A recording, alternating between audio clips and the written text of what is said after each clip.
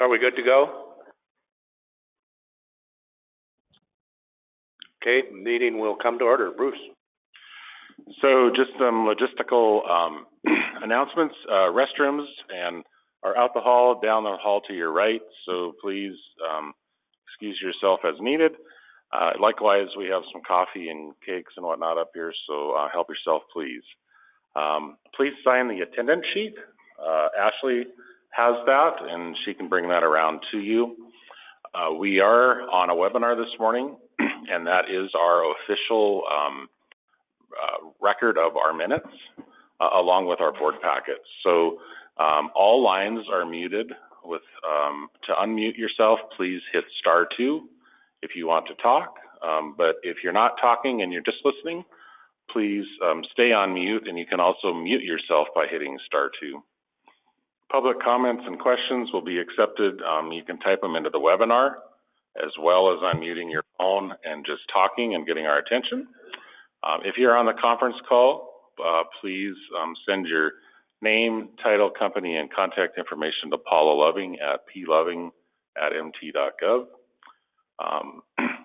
For anyone who's doing public comment, please state your name, spell it, and the organization you're with, kind of just like you're going to be at the legislature. So, and the microphones will need to be used for all communication during the meeting. This includes public comments as well as the board discussion, motions, seconds, motions, and votes. So because that is our public record, it needs to be on the microphone. Pat.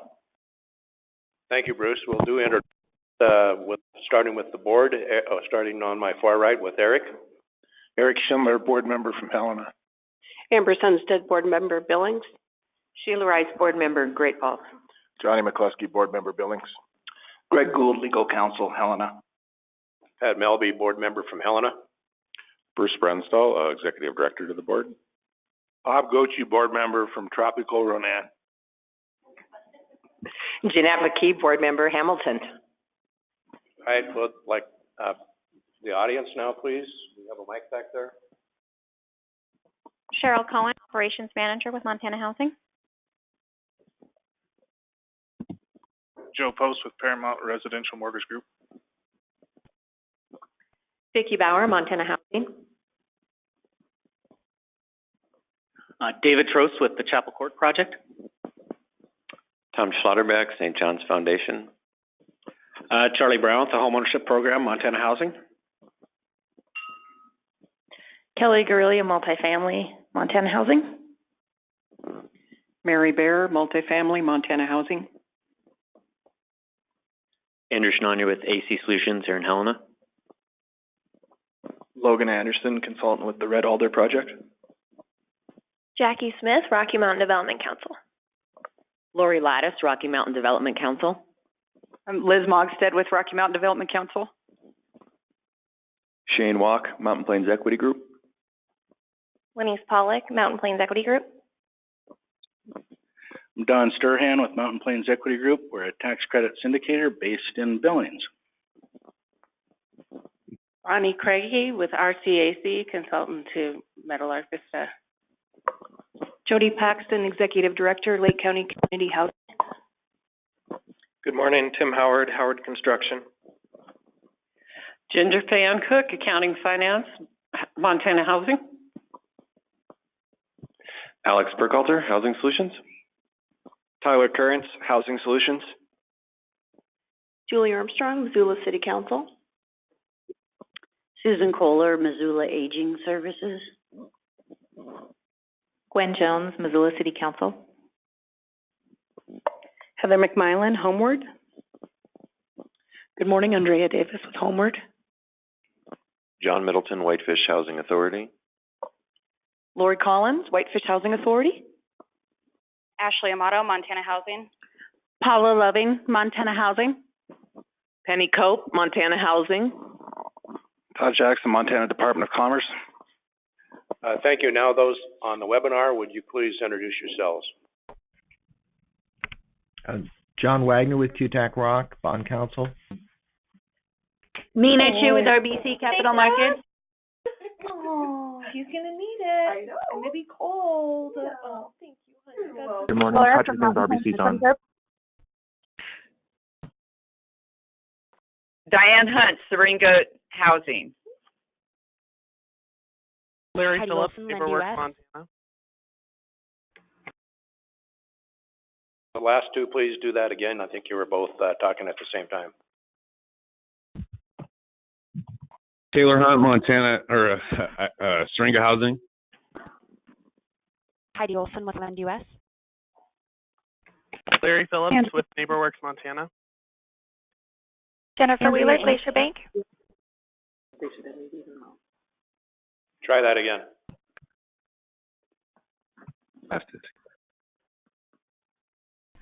Andrea Ames, Lend US.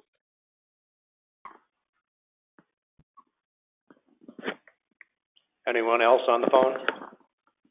Taylor Hunt, Seringa Housing Club. Try that again.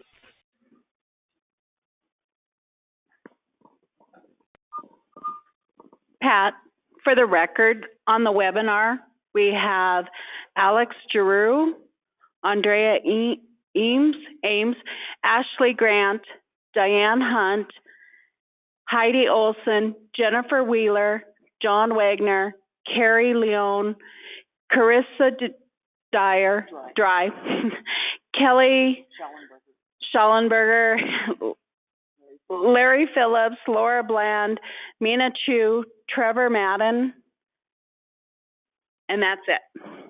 Thank you. Did we miss anyone? Hi, Steve Demick, GMD Development. Thank you. Anyone else? Alexis Giroux, Bay Equity Credit Department. There's on the page, dang it, that has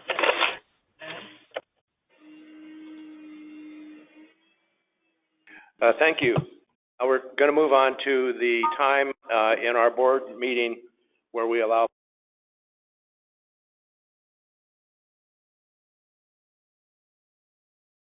comment on any matter that's not on our agenda but is within our jurisdiction. So if anybody has anything they'd like to bring to our attention, now's the time to do it. Thank you. Okay, we'll move on to the minutes of the September 11th, 2018 meeting.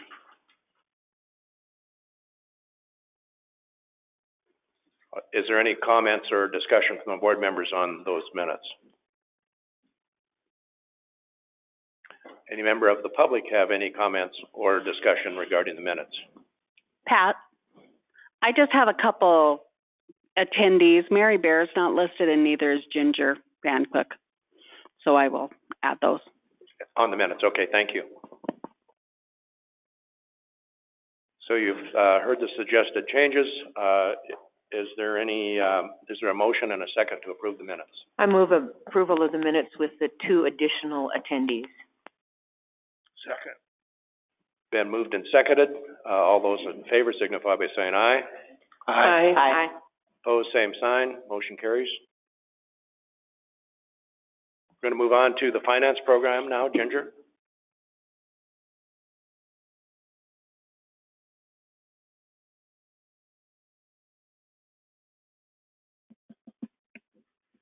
Good morning, Mr. Chairman, members of the board, members of the public. The first item on the accounting and finance agenda is the investment policy.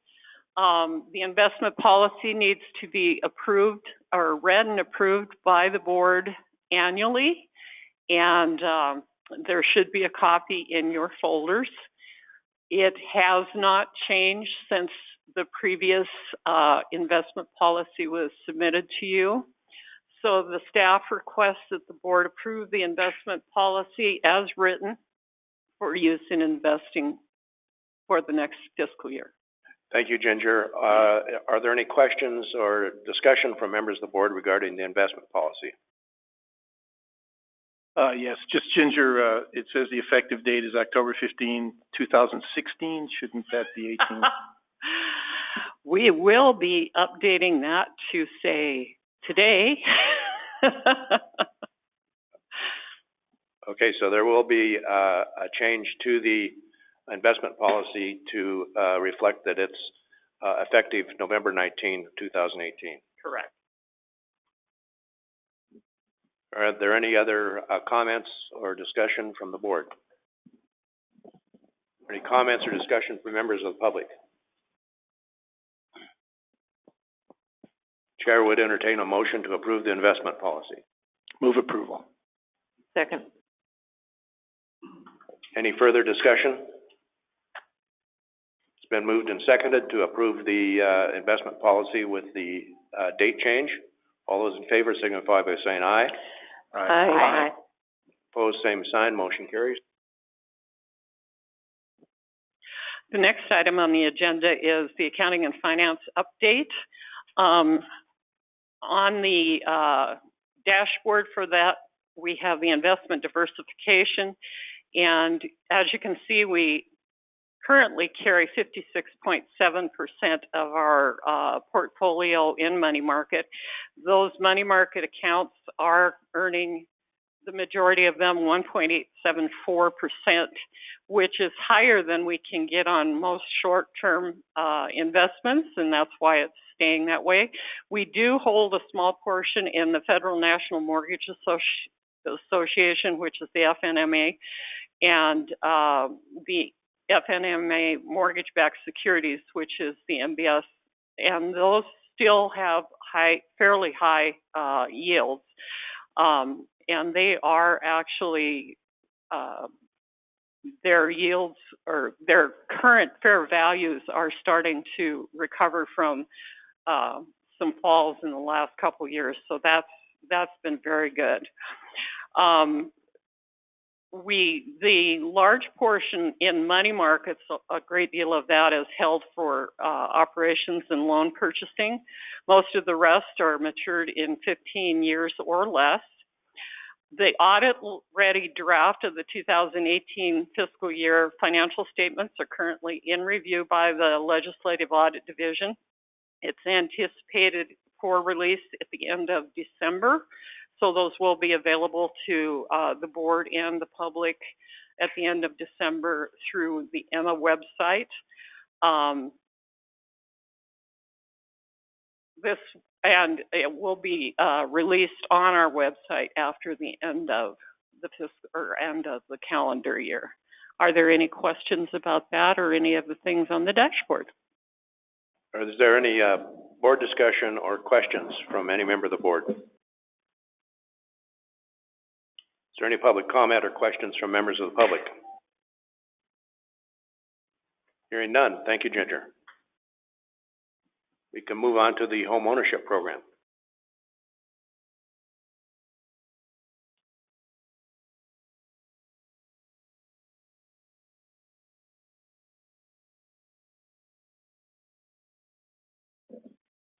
Good morning. This morning I have a request for 3 different lenders to become participating lenders for Montana Housing.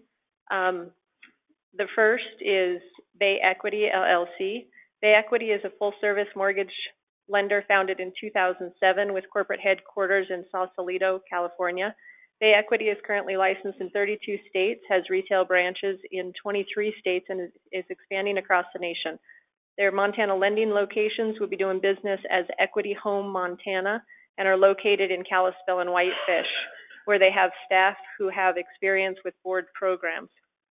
Bay Equity is interested in participating in the board's mortgage loan and MCC program. They are approved to underwrite FHA, RD, and VA loans and are a approved direct insurer of Ginnie Mae, as well as a licensed seller servicer of Fannie Mae and Freddie Mac. They will sell the servicing of their loans to Montana Board of Housing.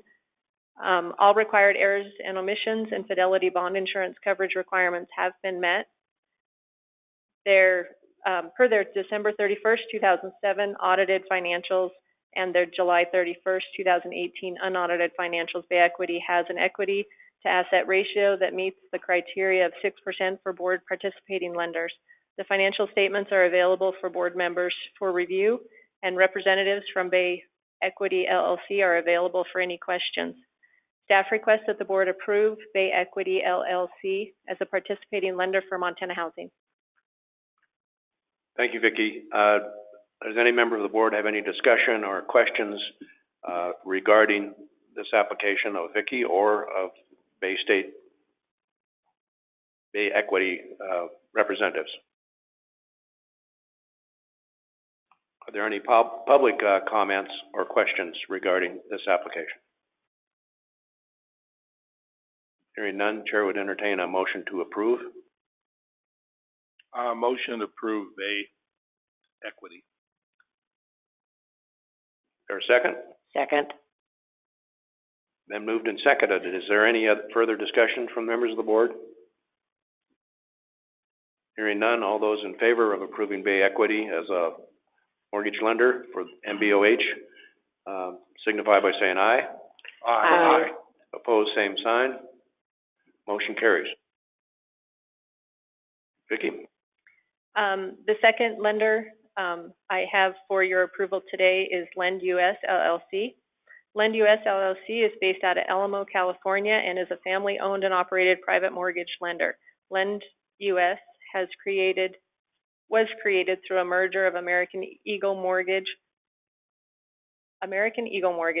Mortgage Financial, and Regency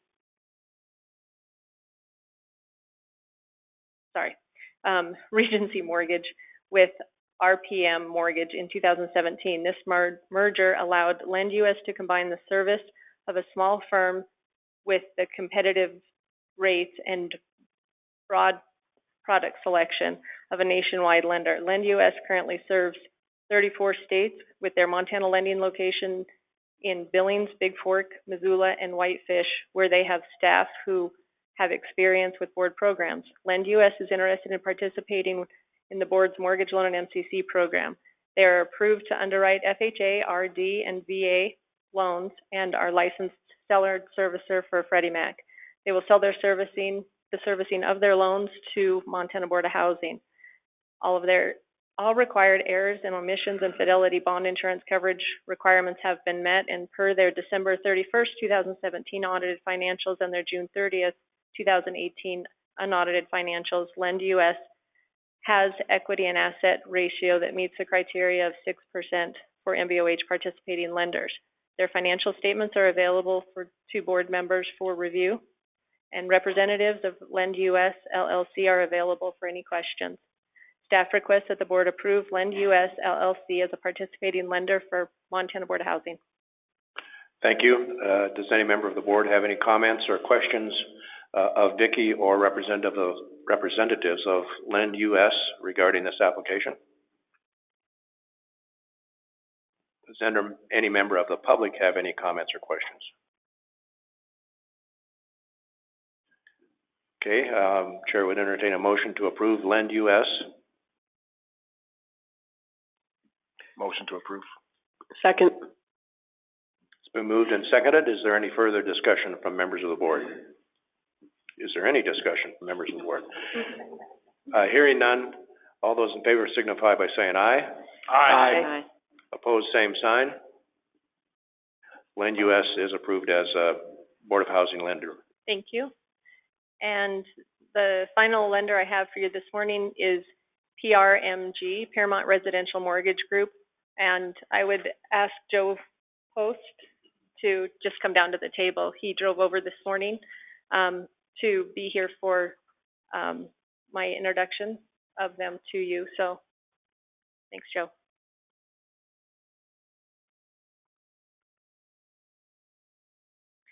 PRMG is a privately held mortgage banker and residential home lender. When they first opened their doors in 2001, they had a staff of 3. Today, PRMG employs over 1,300 employees, has close to 150 branches, and is licensed in 47 states. Their corporate headquarters are in Corona, California, and their Montana lending location is in Belgrade, where they have staff who is experienced with board programs. PRMG is interested in participating with the board's mortgage loan and MCC programs. They're approved to underwrite FHA, RD, and VA loans and are approved direct issuer of Ginnie Mae, as well as a licensed seller servicer of Fannie Mae and Freddie Mac. They will sell the servicing of their loans to Montana Housing. All of the errors and omissions and fidelity bond insurance requirements have been met per their December 31st, 2017 audited financials and their August 31st, 2018 unaudited financials. PRMG has the equity and asset ratio to meet the criteria of 6% for Montana participating lenders. Their financial statements are available to board members for review, and Joe is here if you have any questions. Staff requests that the board approve PRMG, Paramount Residential Mortgage Group Incorporated, as a participating lender for Montana Board of Housing. Thank you, Vicki. Does any member of the board have any comments or questions of Vicki or Joe? What was the last name? Post.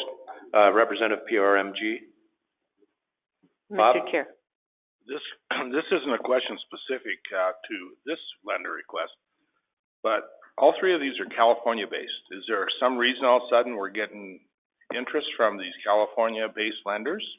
And number two, will the loans that we are funding only be in Montana, or will we be funding California loans as well?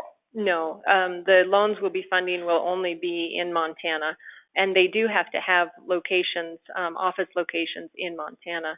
And I think nationwide mortgage lenders, as opposed to banks, are spreading out across the nation, and they're opening offices in areas where they haven't lent before.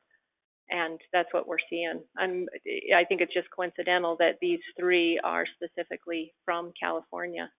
And Joe, I don't know if you have any comment with regard to lenders coming into Montana. Yeah, use the mic, please.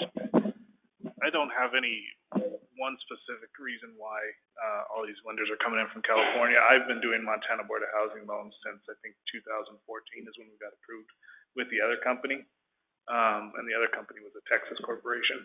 So a lot of our mortgage corporations that are coming in are going to be out-of-state companies that do have roots like local. I am from Montana, grew up over in Butte. So we have Montana roots. We're just using outside companies to come here. I was just curious, and I apologize. I maybe should have been aware of the restrictions on what qualifies for our portfolio. And if you're limited to Montana loans, I really don't have any concern, and really feel like more lenders make the market more competitive. So, thank you, Bob. Is there any further discussion or questions from members of the board? Mr. Post, so you've been doing, or I should say that PRMG has been in Montana for quite a while, and this is related to all three of these. It seems like there's interest in Board of Housing loans now that might be new. Is that what we're seeing here too, that more lenders are interested? And if so, why? Vicki, I think the question was of Mr. Post. Excuse me. You know, the interest that we have in it is because it helps a lot of first-time home buyers. There's a lot, you know, especially with rates on the rise, the Montana set-aside programs, the Montana Board of Housing, I think it's the regular bond that's now fixed at 4.5. You know, that's depending on credit score, that could be a half difference in rate for that consumer, which could determine whether or not that individual qualifies. And then just the down payment, having the second option, you know, the second mortgage that comes with the down payment assistance also helps many individuals who may fall outside of the, let's say USDA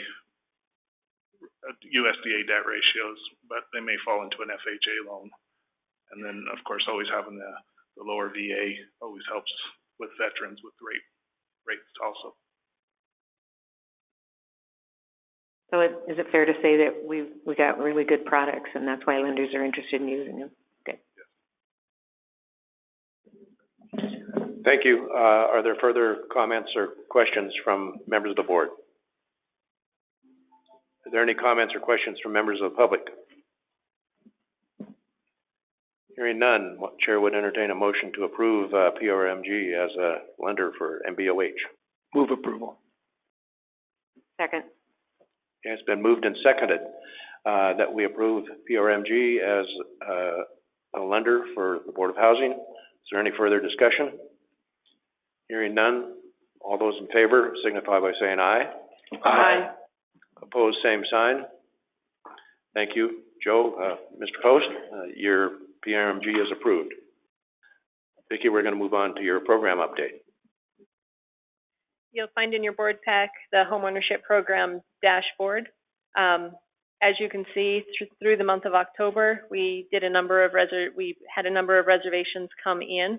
The 2018 B series that we closed in August, it has been fully reserved and is almost fully purchased. And so now we are in the process of bridging loans into, I have it listed here as 2018 C. This board packet was done before we started working on that bond issue last week. This will actually be a 2019 A issue. It is our intention to close this issue in January of 2019. But you can see we do have a number of reservations into that bridge already, 17.6 million, and our intention is to go out with a $30 million bond issue. And so that 12 million that's remaining there should get us through the end of the year and into the first part of next year. We'll start seeing things, I think, slow down a little bit with, we're in our winter months and the holidays are upon us. So then you can see our DPA programs, they continue to fare well. We get a lot of participation in those. The borrowers need that assistance to get into loans. On those programs, I just wanted to update you as well on the rate. We were at a 4% rate through the summer, and then in September we raised our rate up to 4.25%, and in November we did raise our rate again up to 4.5%. And our set-aside rate as well, we were at 3 1/8 earlier this year. We raised that to 3 1/2 in September, and now we have raised that again to 3.75. And we're in a rising rate environment in the market right now, so we feel that keeping the set-aside rate closely paired, but not too close, so that our set-aside borrowers still get some rate benefit is important. So we're at 3.75 now. And then you can see the rest of the production as far as the set-aside loans go for the month of October. In the middle of the dashboard, you'll see the September changes in the portfolio. As you can see, the number of loans that we have on the books continues to increase, both from that section and from the charts on the back. You can see the production levels of September this year as compared to September of last year. And then that September changes in portfolio gives you an idea of month-over-month changes. Our delinquency rates continue to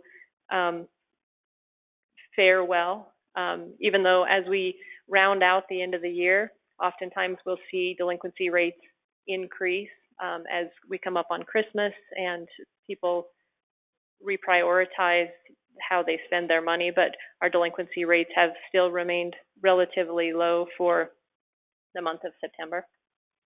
And then on the back you can see the lender realtor and public outreach that was performed by Julie. Penny manned some booths for us, and then discussions that Charlie and I had. And then the next page in your board packet is the fiscal year MBOH homeownership program tally. You can see that on that sheet in fiscal year 2018, which ended June 30th, 2018, we had 617 program loans and 150 MCC loans. The statistics for all of those loans are listed on that page. Down towards the bottom, you'll see the average sales price of our regular bond of our program loans was $176,000, and that does include like some of our set-aside loans where we do see a little bit lower purchase prices because those are catered to 80% AMI borrowers. And then the MCC program, you'll see the average sale price there is $215,000, and you can see the loan amounts. Down on the very bottom, you'll see the set-asides and the DPA seconds. you can see we did 188 DPA seconds. At the end of fiscal year, we're now up to a point where we're doing 33% of our production is paired with DPA loans. We started our programs the Score Advantage started in 2014, and for a long time, we were at about 10% of our production being paired with DPA. Since we introduced the 0% DPA last April, we have seen an increase in that pairing, and it's up to 33% now. And then the last couple of pages are just further statistics of some comparisons over the year of production, both with loans and the MCC program. So if the board has any questions, I'd be happy to answer them, and if not, I'll conclude my... Thank you, Vicki. Any member of the board have any comments or questions of Vicki regarding the homeownership program? Vicki, on page, the one that has the MBOH logo and MCC logo at the top, if you look at number of communities, this is near the bottom, and number of counties, I think those might be reversed because there's 73 counties in that number, and there isn't 73 counties in Montana. Okay, we'll take a look at that and make sure that we get that corrected. Thank you. I had one other request for the future. So when we start tallying 19, I'd like to see the number of land trust loans. Since that's a legal definition in Montana statute now, it'd be good to see that. Absolutely. And on that, I just wanted to say, now with purchase prices increasing, and we do see more land trust participation in our programs, and I come to realize that all of our land trust properties aren't actually in set-asides, and we're working on getting a tracking mechanism in place for actually tracking the number of community land trusts, because if they're not set aside where we've asked for special considerations for the land trusts, we haven't tracked them well in the past. I know that we do have some in our portfolio, which always makes me happy to see too. And I'm surprised that we have more participation in those than I thought we did. So. Thank you. Are there further comments or questions from members of the board? Are there any comments or questions from members of the public regarding our homeownership program? Thank you, Vicki. Thank you.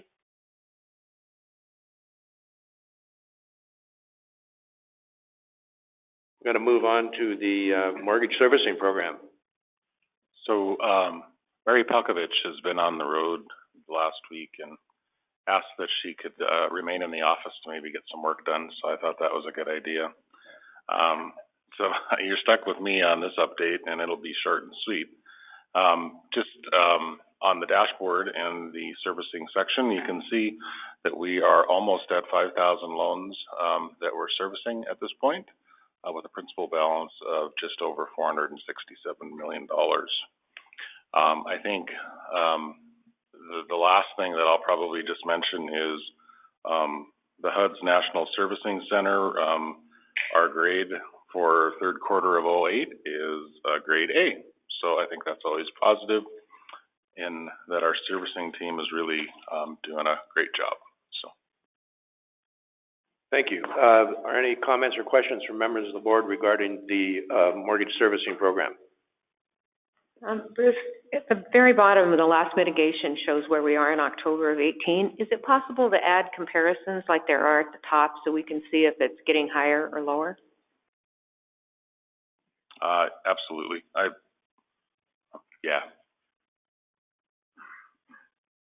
Yeah, that would be helpful. Thank you, Sheila. Are there any further comments or questions of Bruce regarding the mortgage servicing program? Any comments or questions from members of the public? All right, we're going to move on to the multi-family program update.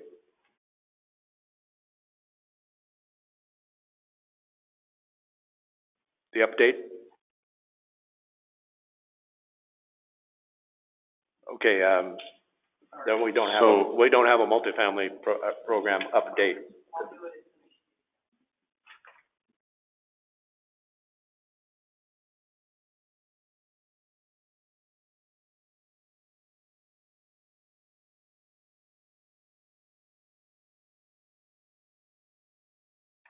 So this is a little bit out of order for where we had it. Yes, And Mary, I think you might have a reason for this, I'm thinking. So this is the actual, round, that we're gonna be talking, and I'll talk about how we're gonna walk through this round here in just a minute or two. well, let's just, wait a minute, Bruce. I want to find out, Mary, is there a multifamily program update? Or are we gonna launch right into the?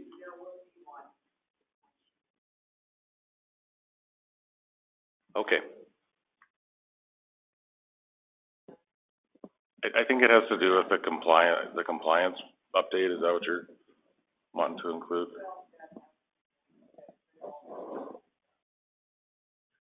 Okay, so anyways, so I'll talk about how we're gonna go through this process. We'll let Kelly do this, and then Mary can do her update, and then we'll kind of head into the formal award round. Good morning, board members. Good morning, members of the Kelly. public. So just real quick, the first one we have is Homestead Lodge in Absarkee. It's acquisition rehab, 32 units senior. Next we have Haver, it's Oakwood Village, acquisition rehab, 60 units of family. Next we have Ronan, Meadowlark Vista, new construction, 24 units of family. Next we have Billings, Chapel Court. It's new construction, 50 units of senior, so the buildings will be demolished and new buildings will be built. Next we have Whitefish HA, new construction, 38 units of family. Then we have Helena, Red Alder, new construction, 37 units of family. And for Missoula, we have Skyview, new construction, 25 units of senior. And the Red Alder and the Skyview, the units are only on the 9% portion. But all the units will be built on those sites. Thank you. Anybody have any questions of Kelly regarding the sites for the developments or the applications we have in front of us? Kelly, are the current Chapel Court apartments occupied? I don't. Yeah, just, would you speak into the mic, please? My name is David Trost, and I'm with the Chapel Court Project, and the current apartments are in transition of being vacated to other portions of the community in which is managed by St. John's. And so no one will be displaced from the organization. Proper notices have gone out, and so that project is currently being vacated as we speak. Mr. Chair, if I could ask one more question. How many current apartments are in the part that's going to be demolition? The current apartments that are being demolished, there's about 32 units in that current place, and then it's a one-story building, and then it will be replaced by a three-story building. Thank you. Are there any further questions regarding the sites for the applications? Mary, would you like to do your program update?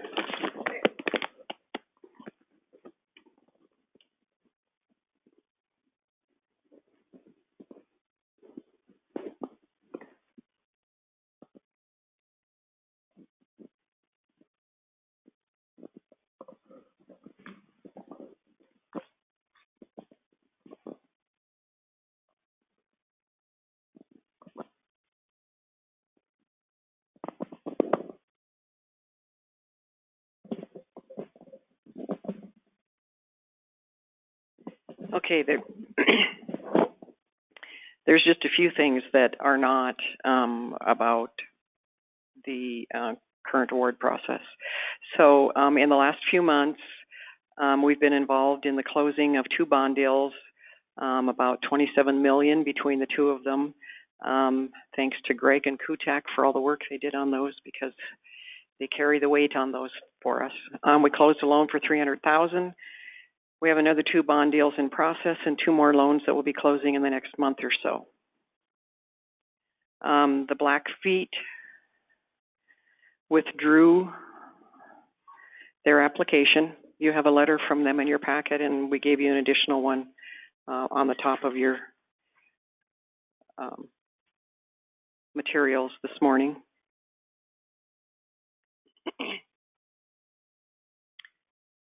And I have given you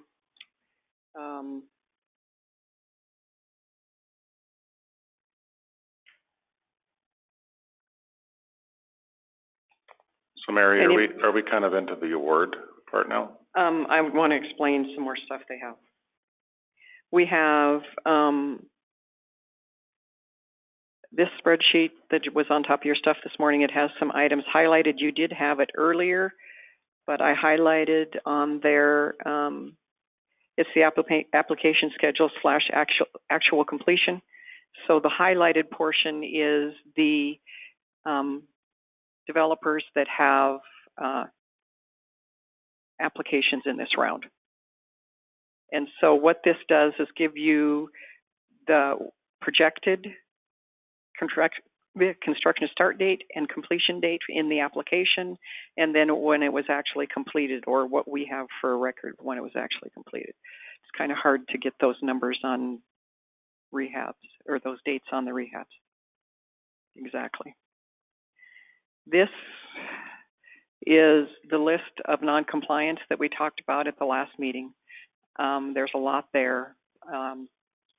The highlighted on the right-hand side, or the bolded on the right-hand side, is the name of the developer and or the management company. You'll notice that some of those are only on there one. There's only one, and that's because they are both the developer and the management.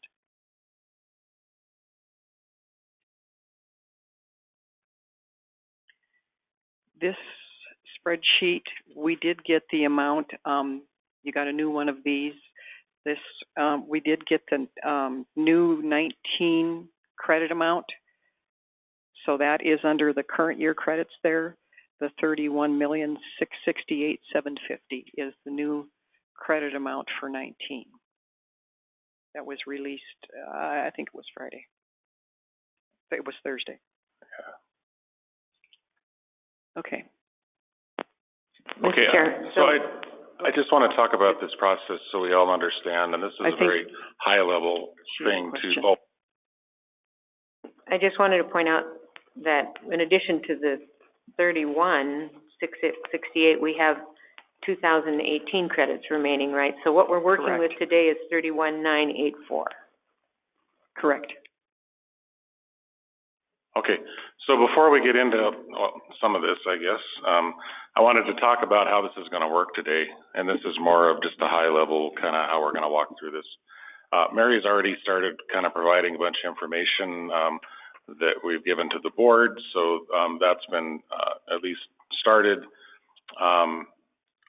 We've already kind of given you a tour of the sites that Kelly did. Then after that, we're going to go into kind of a section where it's called project updates and public comment. So we'll allow anyone to comment on any project at the beginning of this in case they have to leave. Then we're going to walk through each project in the order they are on the summary sheet that the board was just looking at. So if you want to know where you're at in that order, please look at that. Then each project will be able to give us an update. We ask that you don't do presentations again, just if there's anything new or anything's changed in your project. We'll then allow public comment on that project from anyone who wants to do that at that point. We'll have board discussion and questions along the way, and then we'll allow for public comment on any of the projects at the end also. Then the board's going to go into kind of an executive action section. Each member, board member, will talk about their 4 top projects and their priorities and why those projects are kind of at the top of their list. We'll kind of keep track of that tally on a spreadsheet that we'll put up. We'll allow discussion along the way, and we'll allow time for board members to change their priorities based on that discussion. And then based on kind of those common, priorities, the board will then put together kind of a slate of projects that they will look at to fund. We'll take a break, so folks can kind of think about that, and then we'll come back, make any changes to that slate that the board might want, and then we'll move into the portion where the board will make a motion to approve the slate. They can also amend that slate during that process with public comment, and then finally a vote. Okay, so this is the time on the agenda where we provide an opportunity for people to make public comment or ask questions regarding any project if that individual is in a hurry to get out of here and get on the road.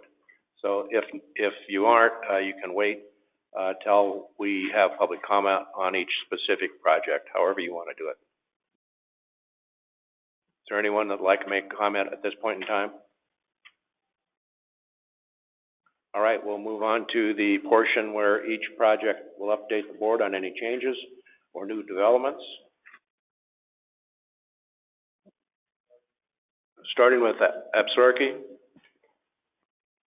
Homestead Lodge. Is anybody here from? Okay. Taylor or Diana, are you on the phone? Or Diane, are you on the phone? I'm trying to unmute. This is Taylor Hunt. We got you. Okay. I don't have any comments this time. Just listening in.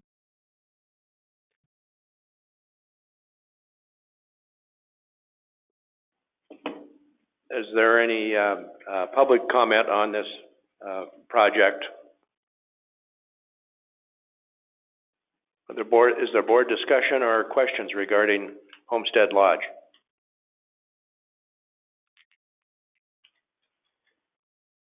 Okay, hearing none, we can move on to Oakwood Village in Haber.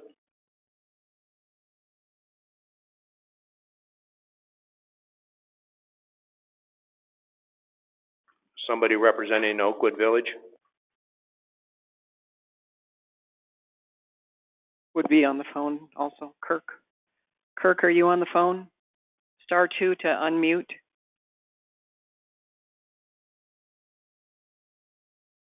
Hello? Gotcha. We can hear you. Okay, sorry about that. The only comment I have is it was mentioned earlier that it's 50 units. It's actually 60 units.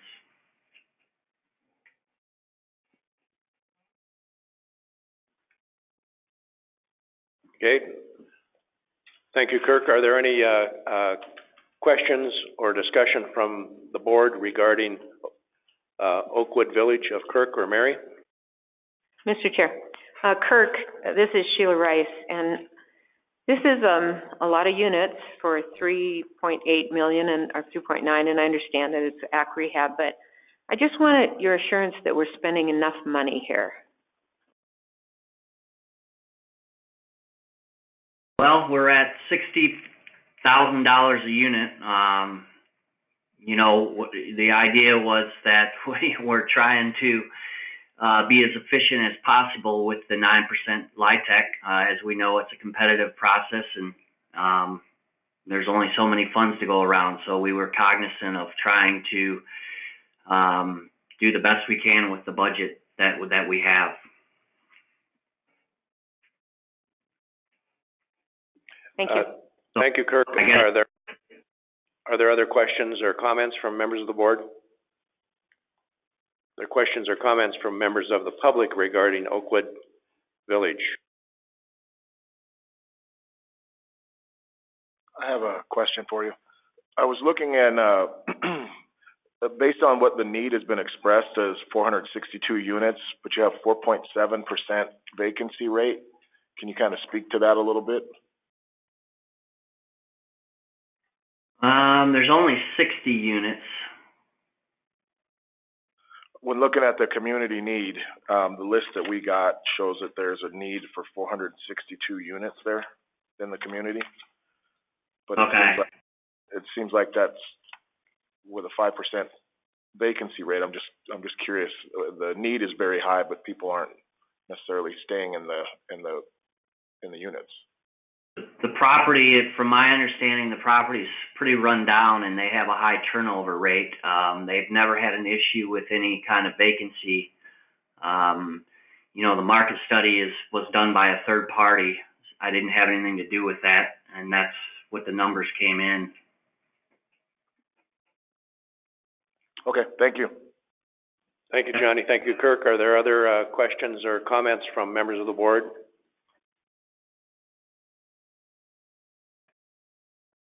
Are there any members or comments from members of the public? Excuse me, comments or questions?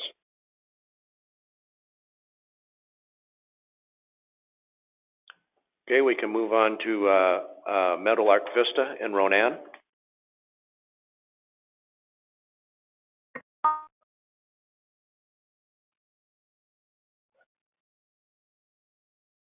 We also have the podium that has a mic, so if you're coming up, you may want to make your way up there to be a lot easier.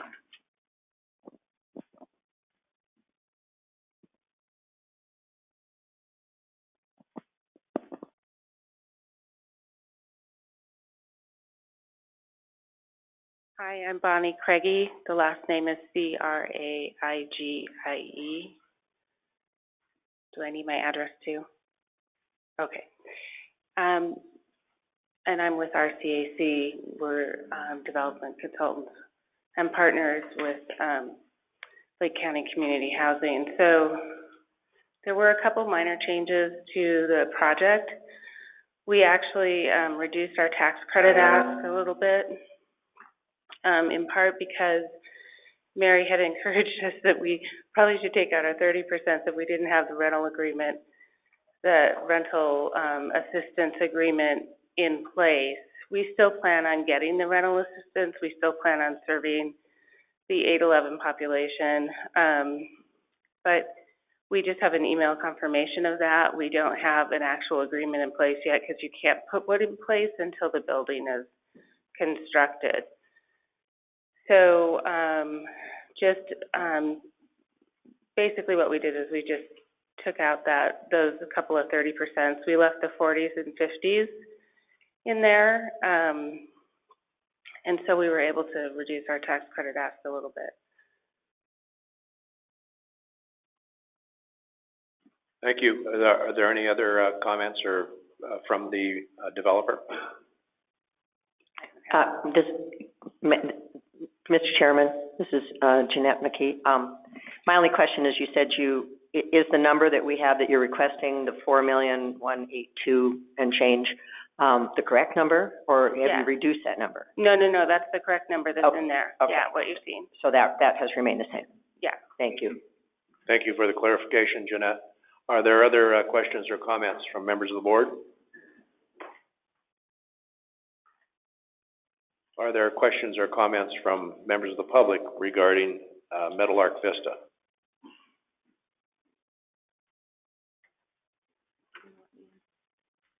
Jody Paxton, Executive Director, Lake County Community Housing, Paxton, P-A-X-T-O-N. I have a letter from Whitney Cantlawn. She's the CEO of Mission Mountain Enterprises to read.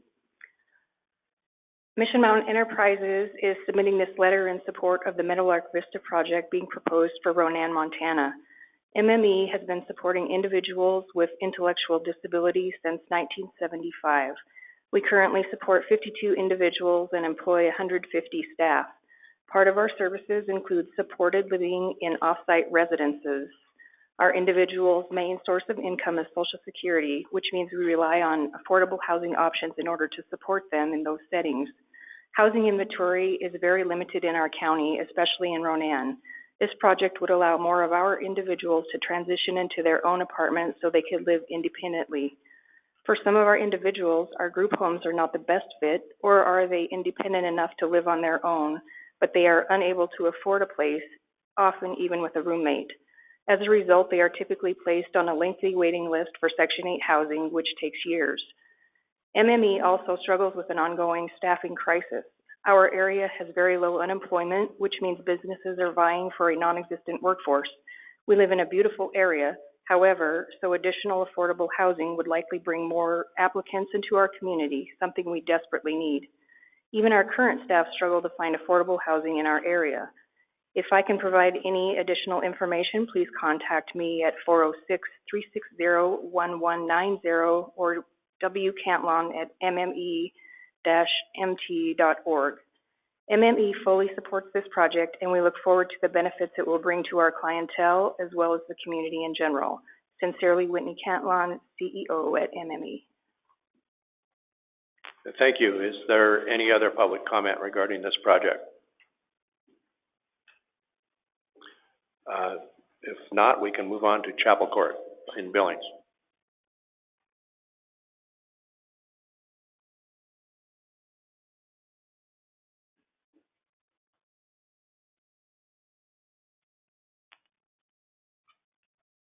Good morning. My name is David Trost, T-R-O-S-T, from Chapel Court in Billings. Did you need any other information? At this point, it's just if you'd update us on any changes to the project, new developments concerning the project. Sure. Let's see, the Chapel Court, since we left the LOI presentation back in May, we went back and the sponsorship leadership asked the development team to do what they could to maximize the number of units within the credit formula and opportunities with the space limited to the project. The team got together and they were able to increase our unit count from 50 to 54. I believe the last thing I saw on a piece of paper indicated 50, but the unit count is now 54. So we were pretty excited about that. The sponsors were very, very pleased by that. Also, since that time, the sponsors have been looking at ways in which we can provide enhanced services. I think you were aware that this is a unique project in which it'll be integrated into an existing community with significant amenities and services that would be extended to the residents of Chapel Court 2.0. And as we look at that, providing those services, we have reached out to a major foundation in Minnesota, and we were awarded a $500,000 service grant in which we could provide services to folks within the community of the organization, including those at Chapel Court. Those services would be everything from support services like housekeeping and support with meal services, other transportation kinds of needs that they might have. So we were excited about getting that grant that could be useful there too. So with that, I think those are the updates that I have at the moment, and we're very excited about this project. Thank you. Is there any public comment regarding this project? Are there questions or discussion from members of the board regarding Chapel Court? I believe I do have one more comment, and we were made aware of the 25% cap on the credits, and that our application was a little bit high based on old information. That question, I believe, was resolved, but I just want to make sure I verbalize and acknowledge that we are committed to making the project work at the cap that has been established. Thank you. And that new figure is? The new figure is $7,996,175. Thank you, Bruce. Any comments or questions from members of the board? Mr. Chair, I have a question, please.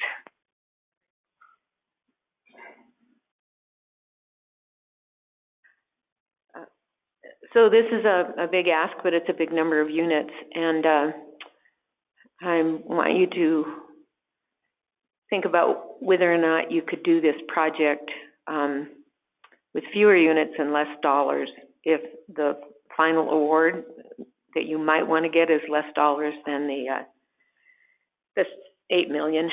Let me try to rephrase that a little bit. So if we don't have enough to fund this project fully, but we can fund it partially, what are your thoughts on doing a fewer number of units for a lesser award?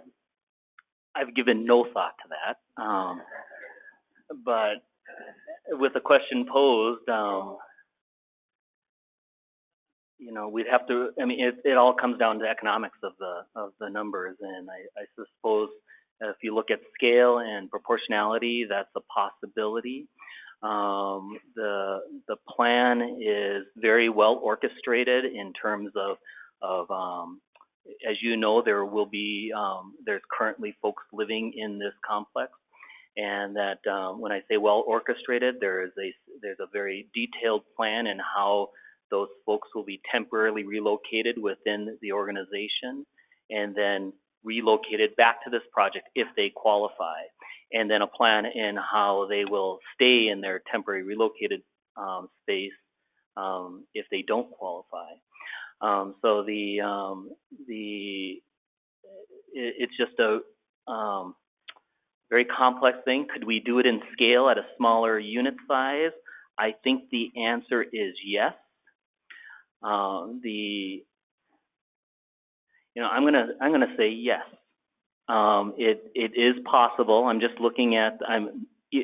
Forgive me. I'm looking out in space because I'm looking at the project. I'm thinking about the movements.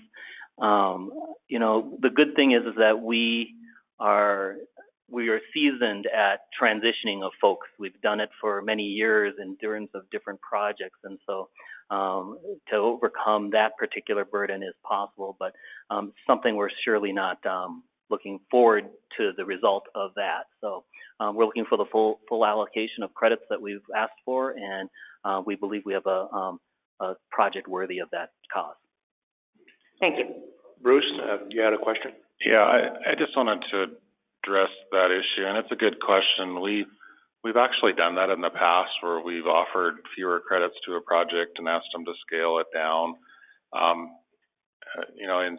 In theory, it should be okay. In reality, it becomes quite difficult and hard, and it's just something that I think at this point, based on our experience, staff would not recommend the board do that. And I'd also remind you that I believe that our credit ask, and with it scaling down to the new cap, is pretty much in line with the top 3 or 4 projects being requested for funding. Before you go, are there any other questions or discussion from members of the board? The chair has a question. I understand that you are currently relocating residents of the current structure? They are being, as there's appropriate transition opportunities, keep in mind this is an aging population, aging community, and so there's folks who just naturally need to transition, and those folks are being transitioned intentionally to areas that are best suited for their needs and services. And so those are the folks that are primarily done. We're waiting for this award to do the major relocations that are required to vacate this space. We believe that we can do that in about 3 months while we're designing the project, and so we don't believe that to be a hindrance in our start date. All right. Well, that gets to the heart of my question. Are you doing this relocation notwithstanding there's been no action to award you tax credits? No. The only transitions that are being made are those that we would have made, but when we make those moves, we're now making them intentionally because of the potential award. And so the relocation that would be as a result of the award of these tax credits, those will be made after we're awarded the credits. Thank you. Yeah. Are there any other questions or comments from members of the board? Is there any other public comment regarding this project? Okay, we can move on to the Whitefish project.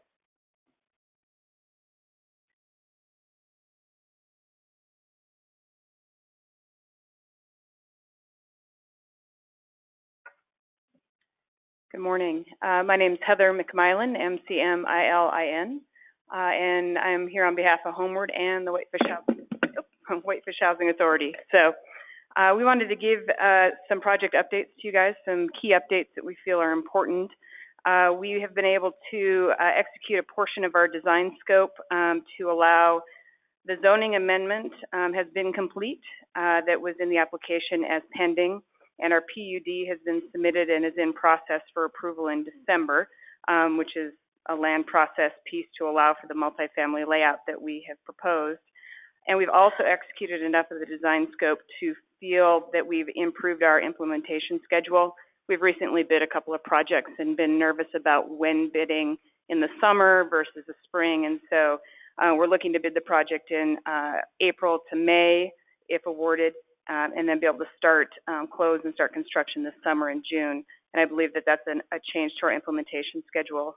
We were conservative beforehand. We've also submitted a housing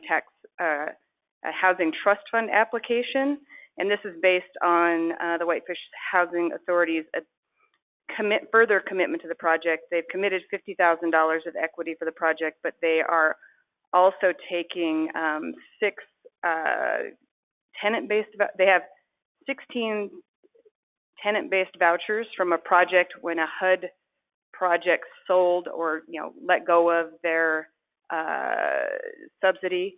And this was back in 2004. So they have 16 tenant-based vouchers. They're willing to work to commit 3 of those to project base in the project so that we can get down to some 30% units with the Housing Trust Fund application. So that's a change to what we submitted to you all. But it did reinforce and put a little more money in construction to hedge our bets against what we're seeing in the currently in the market. And we did not increase our credit ask. We kept that the same, and we feel like we're being conservative. We underwrote it well at the beginning, and we continue to refine as we go and be as efficient as we can with the tax credits themselves. And then also kind of the biggest update for me, and this goes back, and I think I talked about it back at the LOI stage, but the city has been a huge support for this project. They're writing down the cost of the land by $150,000, but they have, the update I want to give you is that they have also committed to us, because we have a buy-sell that we have a large amount due November 30th in earnest money, and a buy-sell that expires with the landowner on December 31st. They have committed, if awarded today, to purchase the land and hold it until we close. And so what that does is also save us project costs on loan interest, insurance, other things. And that's something that we've been impressed by with the city and their willingness to do that. The $150,000 that they've committed is in this year's budget, their TIF money, and they're unsure of what will happen if the project were to move into next year's application cycle, because it's in this year's budget. So we're concerned about that, but also very impressed with them covering some holding costs for us to make this project work, because every penny counts. So those again, project budget, housing tax credit, trust fund application, and where we are and ready to execute the design if awarded today. And I'm here to answer any questions. Thank you. Before we have questions from the board, is there any public comment regarding this project? Okay, do we have any discussions or questions from the board relative to the Whitefish project?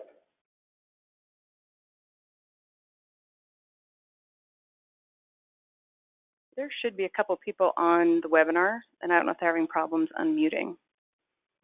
Star 2 to unmute. Is there anybody on the webinar who'd like to speak to the Whitefish project? Hi, this is Jennifer Wheeler from Glacier Bank. Whitefish is a high tourist hub in our county, which is highly supported by our service workers in hotels, restaurants, retail, and recreational activities, making less than $14 an hour. Even by working full-time, they were paying upwards of 50% of their monthly income to housing that, even at $1,500 a month, is essentially non-existent even to those in professional workforce. New and existing residential units are being turned into VRBOs as they are more profitable for the owners. This leaves our service workers, single parents, and those that are entering into the workforce having to live in Kalispell or Columbia Falls, which is also struggling for market and affordable housing. The cost of land in and around Whitefish does not work with low-income housing. It was only due to the assistance of the City of Whitefish, who recognizes the issue and has made substantial commitment to get the numbers to pencil.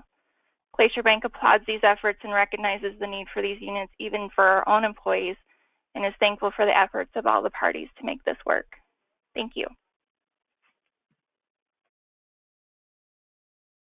Thank you. Is there anybody else? Yeah, hi. This is Mariah Jost, last name Joos. And I own Nelson's Ace Hardware in downtown Whitefish, which is a local business that we've just been in business for 70 years. And fully half of our staff at this moment is unable to live within Whitefish. And we find that that trend is continuing to grow. We do our best to pay our employees a fair living wage, but as housing costs have increased, we find it harder and harder to maintain staff, as well as find new staff that can work for what we can afford to pay. Any affordable housing that can be part of our community will allow us to maintain a workforce that lives in our community and is a part of our community at large, which is something that we feel is imperative to maintaining our community and not just becoming only a resort town. Thank you. Thank you. Is there anybody else on the webinar or any other member of the public here in the room that would like to speak to the Whitefish project? Are there any questions or comments from members of the board regarding the Whitefish project? Thank you, Heather. We'll move on to Red Alder 9.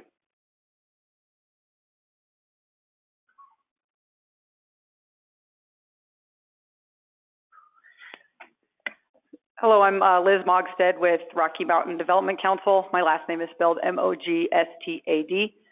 We just had a couple updates since our application submittal. One is that we have made it through the phase 1 of the Housing Trust Fund application. We decided to do this. This allowed us to target 11 units at 30%, and give us a broader range. We're really shooting for a mixed income type of project with Red Alder. And because we had applied for both home and HTF with this project because we really want to leverage this competitive 9%. So as you guys may know, it's a 9% combined project with a 4%. So at the end of the day, with home and HTF and our permanent debt, we're actually only using 50% of the total funds will be from tax credits, and the rest is other funding. The other thing is we received another letter of intent for services from the Lewis and Clark County Library, that they'll be making a bookmobile stop at our site so the kids can get library books and things like that. I think that's all I have, but just wanted to point those two things out. Are there any public comments regarding Red Alder? Please come up to the podium.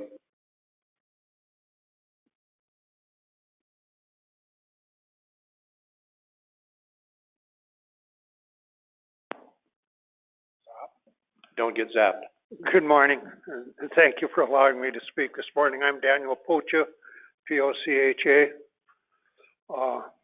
I've spent most of my life advocating for Native Americans in an urban environment, so I've known for years the need that Natives face in the lack of housing and discriminating in housing. But I've come to talk not only about them, but for Rocky. Rocky has a real good history of managing affordable housing, and the need for affordable housing in Helena keeps growing immensely all the time. Right now, there's 72 people that could get a voucher if they could find somebody to rent to them in the Helena area.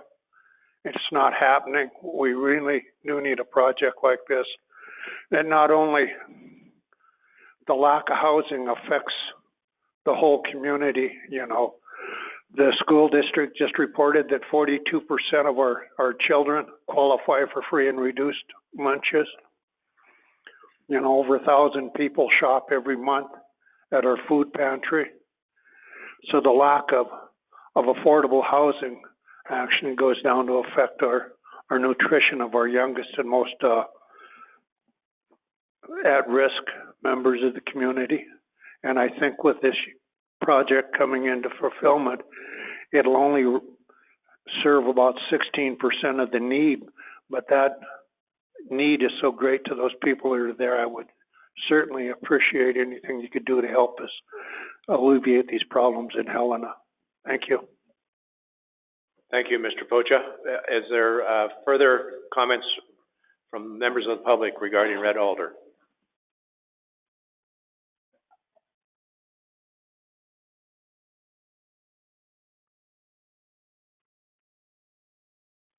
Liz, I think. Okay, I think she'll wait till the end.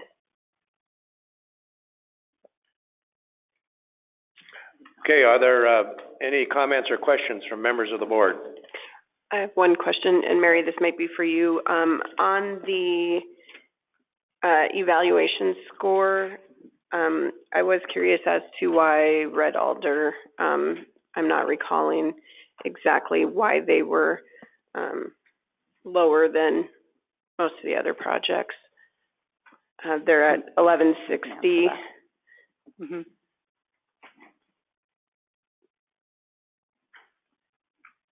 I can answer that that was actually, it was intentional.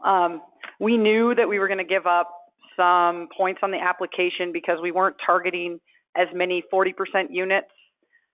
We chose to go with a few more 60s based on our market study, and also adding the HTF funds, we're actually targeting 11 units at 30%. So we didn't have as great a percentage of lower income, so we didn't qualify for those points, but it was a strategic decision to give those points up in order to serve a broader range of incomes. So. Thank you, Liz. So further comments or questions from members of the board?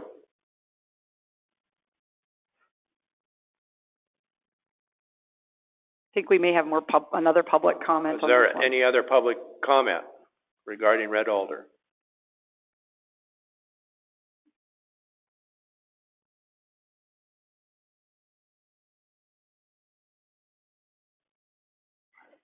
Good morning. I am here to speak on behalf of the project that Liz has been speaking about. My name is Kelly McBride. I am the Director of Criminal Justice Services for Lewis and Clark County, formerly the Director of YWCA Helena.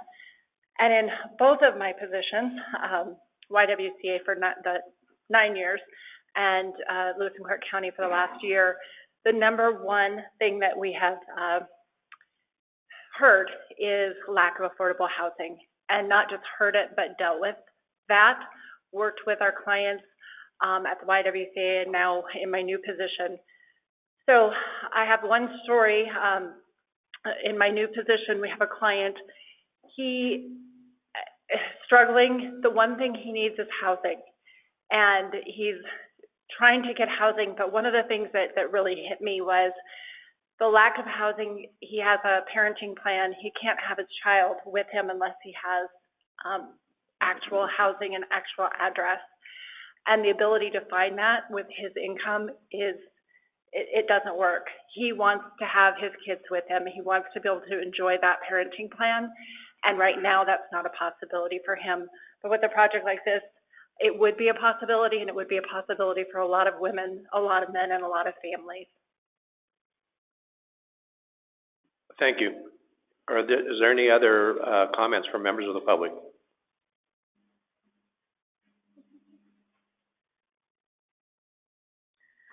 Good morning. My name is Monica Lindeen. I'm the YWCA Helena Executive Director, following this lovely lady. And obviously at the YWCA, we have many women who are without anywhere to go in terms of homes, affordable housing, and as they're transitioning out of our program and looking for somewhere to go that they can afford, the options are incredibly limited, and certainly they're on waiting lists to try to get into housing. And so anything we can do to make sure that there are more options available to the folks here in this community who need those places to live that are affordable would be amazing. Not only are the women in the Y looking for affordable housing, but we have people calling every single day. We have people knocking on our door every single day that are looking for space and a place to live. And obviously, our space is limited as well. So we hope you can support more affordable housing in the community. Thank you. Thank you. Is there further public comment regarding Red Alder?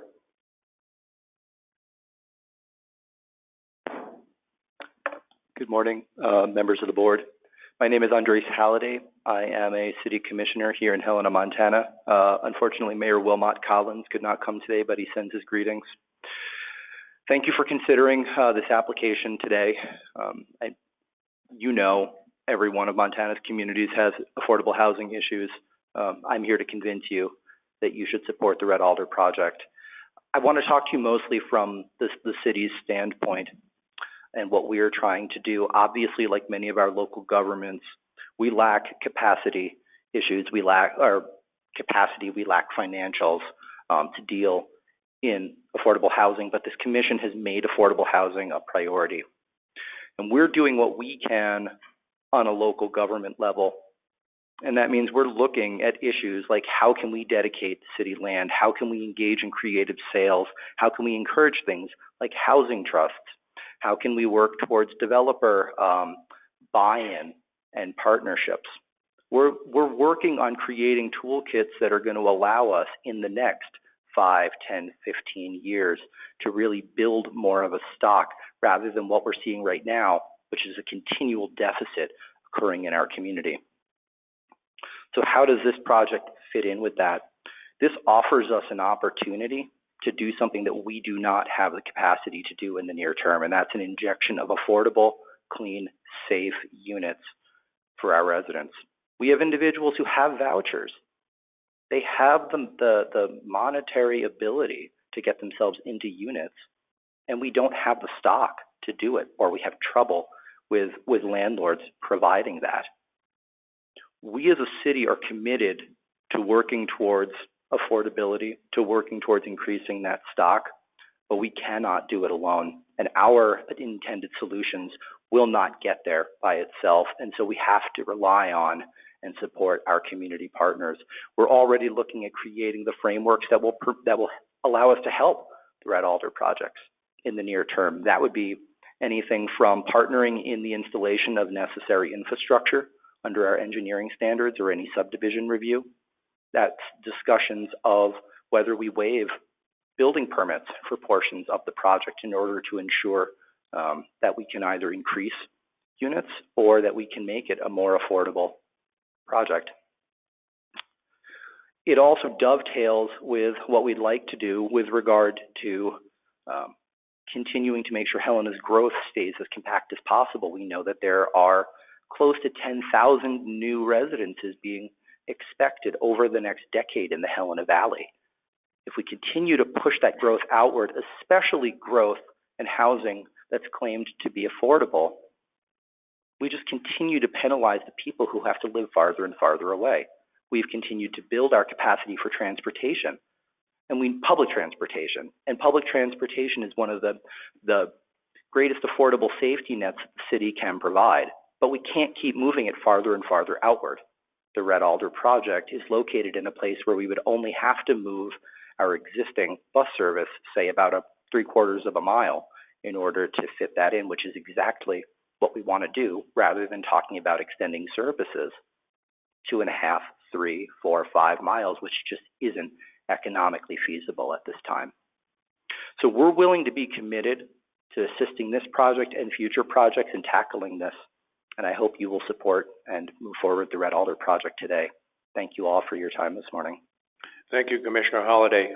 Are there further public comment from members of the public?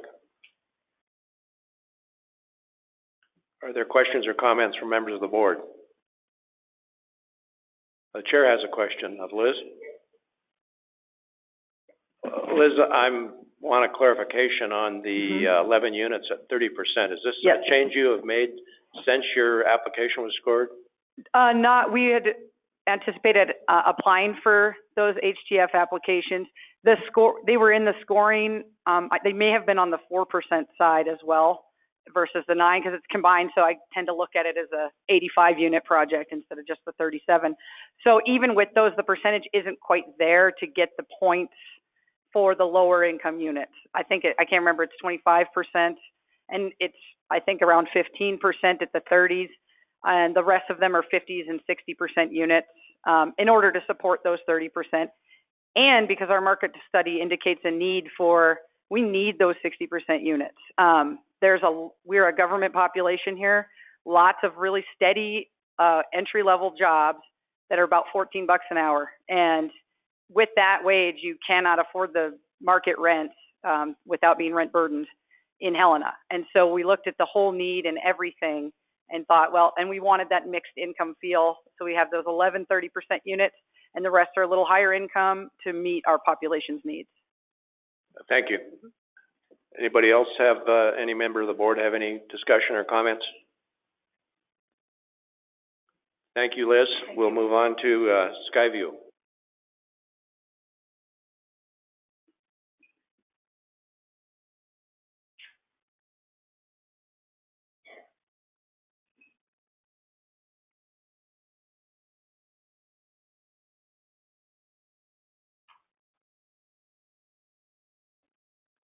I guess I kind of took the long way around there. Did you guys do something to the first two rows here? Because, Mr. Chairman, members of the board, Alex Burkhalter from Housing Solutions, the slightly more tropical Missoula, Montana. Well, just by way of a quick update, there have been some changes to our Skyview proposal. Nothing major, but did want to make sure you were aware of them. At the LOI, we proposed 25 units would be the 9% project.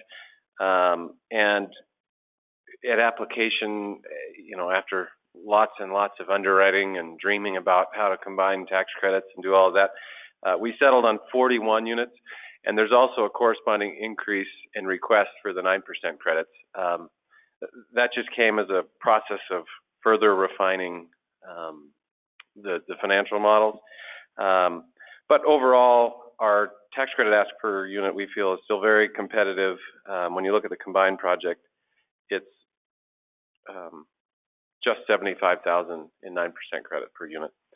The other thing that I'd point out, and I guess it's not really a change, but it's just important to remember, the senior population in Missoula continues to grow at an astounding rate. Our market study found 65 and older, the population 65 and older is growing at 5 times the general population. And, you know, rental rates, this was quite amazing to me, and I think it's worth pointing out again. In 2016 and 17, the city of Missoula permitted another 1,100 multifamily units, so 1,100 more apartments just in 2 years. And in that same time period, we saw rents increase by 11% on 2-bedroom, 1-bath units, the same type of units we're proposing for Skyview. So there's an incredible need, and, you know, those are all just a bunch of numbers. The story really hits home. A good personal friend of mine is, when we were turning in Skyview, was in the process, and she's now here. He's moved his mother-in-law from Wisconsin. She can no longer care for herself. She's moved his mother-in-law to Missoula, and she's currently displaced one of his children because she can't get into the basement at his home, so she's taken one of his kids' rooms while they're waiting for suitable housing for her. So there's just, the need is great, and we're proud of what we put forward and feel like we can make a sizable dent in that need. Happy to answer any questions you have.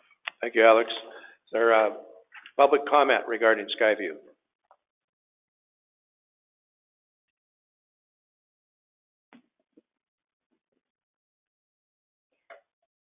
Good morning. My name is Gwen Jones. I'm on the Missoula City Council, and I came to speak in support of this project this morning, the Skyview project.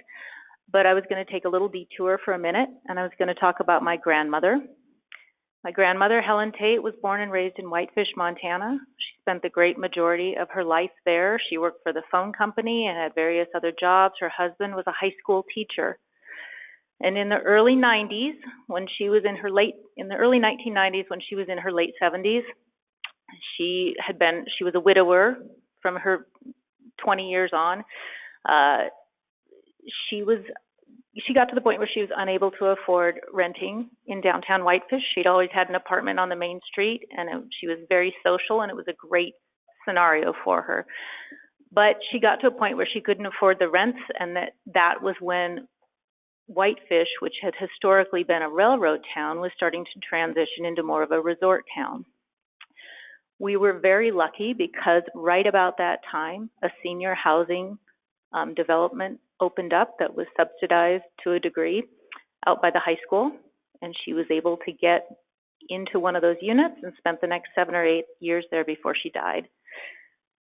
If she hadn't had that option, she probably would have been on the south side of Kalispell, 40 minutes away, where she didn't really know people.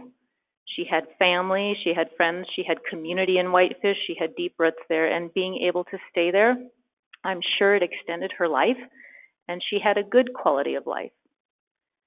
So the Skyview project, I see so many overlaps with my grandmother's situation. Missoula historically was a university town and a mill town. We don't have any mills anymore. We have the university. We do have a more diverse tax base, which is lovely in some respects, but it's a rapidly changing economy. We've got a lot of tech coming in, a lot of more money, which is good on one hand, but not when you start looking at housing. And we have people in Missoula who are moving in, who are seniors, but we also have a strong core of people who have lived in Missoula their entire life, who worked in the mills or who worked in the university, and frankly can't afford the rents on their finite income compared to the wealth that is coming into our town now.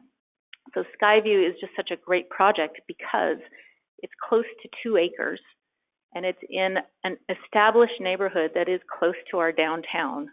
So we have this unique opportunity to not warehouse our seniors in projects that are on the outskirts of town where they're isolated, but instead having them really close to downtown. And this is a wonderful neighborhood that has a huge amount of community. I know other people will speak to it. There's lots of families, lots of life going on there, and it really feels connected to our downtown. So I see so many parallels there, and I think for people to be able to remain in Missoula in a vibrant neighborhood where they feel connected is just a huge factor in terms of their health, physical health, their mental health, and all of that translates into much better outcomes in terms of their quality of life, their longevity, and on the government side, all of the costs that go into healthcare. So I just wanted to say that this is a fantastic project. The Missoula City Council, the mayor, and the community are highly supportive of this and hope you consider it. Thank you. Thank you. Is there further public comment?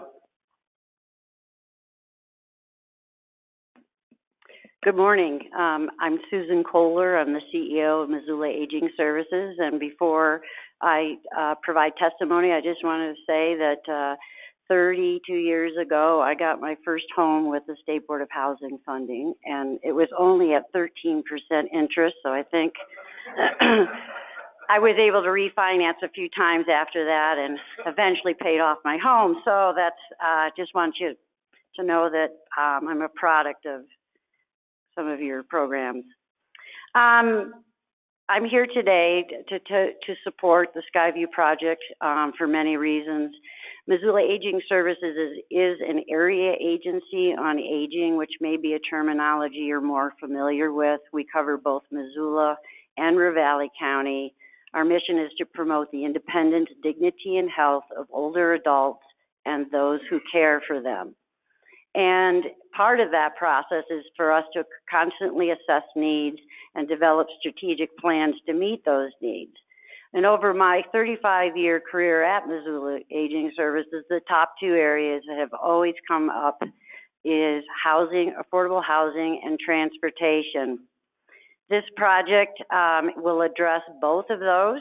In addition to the fact that we get about 5 to 6% of our calls, we get about 500 calls a week into our agency, and 5 to 6% of those are related to trying to find affordable housing, and that translates into about 25 to 30 calls a week just dealing with affordable housing. So it's clear that this is a high demand area in our community. And I think this is a unique project because, as was mentioned, it's on a bus route. It will provide easy transportation for medical and for those, since it's 55 and above, that are continuing to work. And so I think it's a great opportunity for people to age in place. One of the unique partnerships that we've discussed is embedding what we call a resource specialist, a half-time resource specialist into the facility. And resource specialists are people who know all about, they're like the gateway into long-term care services, which if any of you have had to navigate is incredibly complex. And so we would be there for the people who are aging to be able to help them understand what they have to look at, whether it's their Medicare Part D plans or whether educational programs on preventing scams and on nutrition and a variety of other topics, in addition to an individualized consultation about what might be available for them as they get older and retire, and then, of course, as they're retired on in some of those changes. And I think it's a unique partnership that maybe some of the other projects don't offer. The project would basically pay for the resource specialist, but it would be our employee, and that's our strength because we have a database of over 450 different resources that are available to older adults, connect state and national programs, and we connect people with other area agencies. If they have a son or daughter or an aging parent that lives in Rhode Island, we have a sister program there that we can give them generalized information and then help them with the specifics of what's available in Rhode Island. I think that is an incredible resource to help people age in place, reduces the turnover for the people who are in the apartment complexes, and provided just that added value for living there and keeping people from being overly isolated as they get older. So I encourage you to support this project. I think it's a great one, it's innovative, and thank you for your time. Thank you. Further public comment?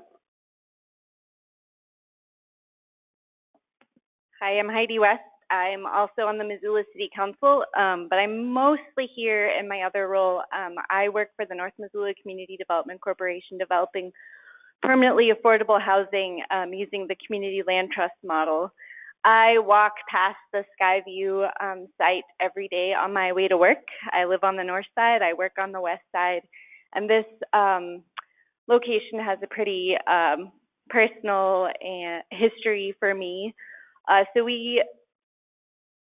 I work at the NMCDC, and we're just north of this site. And over the years, we had a relationship with the folks that used to live on this site that was formerly a trailer park. We have community dinners and a kids club program, and many of the folks that lived there participated in our programs. And this site had a lot of infrastructure and maintenance and management deficits in its former life, but it did have a supply of limited, albeit subpar, affordable housing. And I think that this plan to bring this high concentration of affordable senior housing units to this location is the best possible outcome of what could have happened with this land. It's close to public transportation, it's close to downtown, it's connected to shopping and other social activities. It's also directly across the street from 17 of our Community Land Trust homes that are currently occupied by a mix of families, retirees, and also close to the Burn Street Bistro, which is a awesome restaurant, in my office. So I really hope that this happens and that, I'm in full support of this project, and I hope you support it as well. Thank you. Further public comment?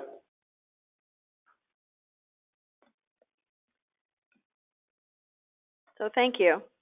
I know it's your job to apply numbers and scores to people. That's really tough. My job at City Council is to apply value for every tax dollar. That's our job. We're supposed to provide services for dollars. You're basically doing the same thing, except you're providing lives for dollars, and that's a really hard job. So thank you for doing it. Some facts about Missoula. Can you provide your name, please? Oh, sorry, Julie Armstrong, Missoula City Council. Some facts about Missoula. The housing supply is exceptionally tight. I know you hear that from all cities in Montana, but I can tell you with our growth rate, it changes quarterly. The Missoula Organization of Realtors put out a housing report for 2018, and the vacancy rate at that time was 1.9% for rentals. It's probably 1.5 today, and that's significantly tight. Because it's that tight, we are attracting a ton of investment from the West Coast, and they are coming in and building nothing but above market housing, which is great, except it's not attainable for anyone in Missoula. It's only attainable for the folks that are moving here from the West Coast and from Seattle. And I appreciate them coming in and starting new businesses. I'm an advocate for that, but what we have effectively done is every other person who lives in Missoula can't afford to live in the housing that's being built.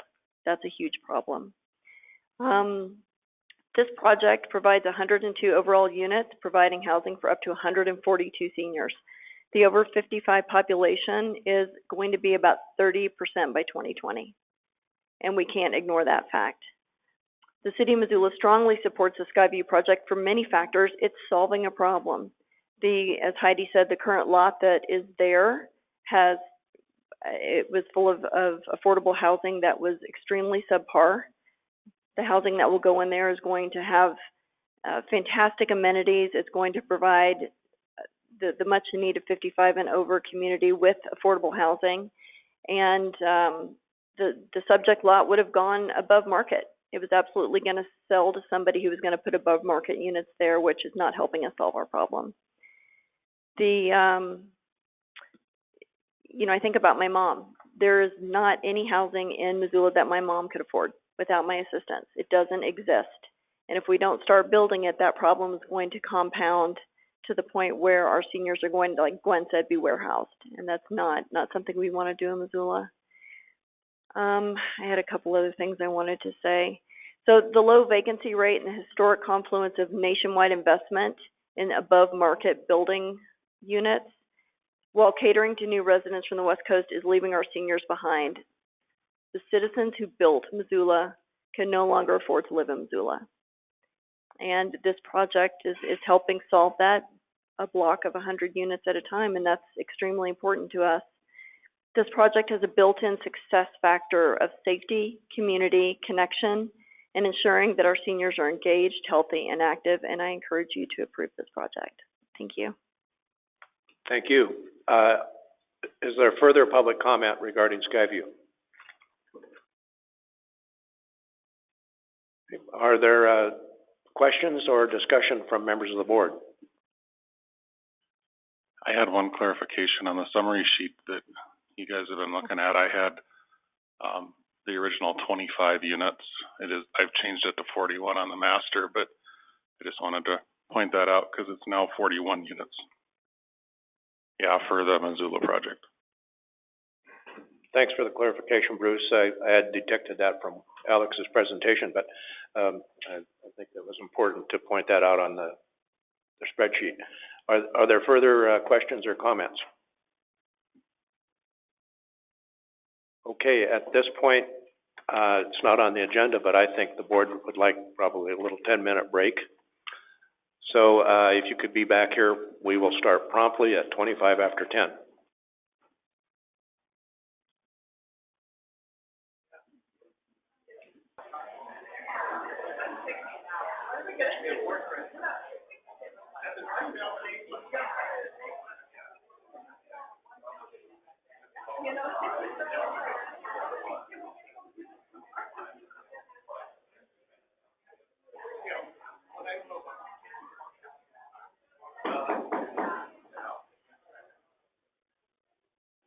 We're going to get going here. Apparently, we had an internet drop, at least experienced by some people. So, Bruce? To get back on the internet, if you're out there, please just go to GoToWebinar, the site, and then type into the meeting number that you want to attend, 1-800-742-747. That's 1-800-742-747. Okay, before we move on to the board selecting its priorities, we had some folks that didn't get a chance to comment publicly, so we'll have that public comment at this point.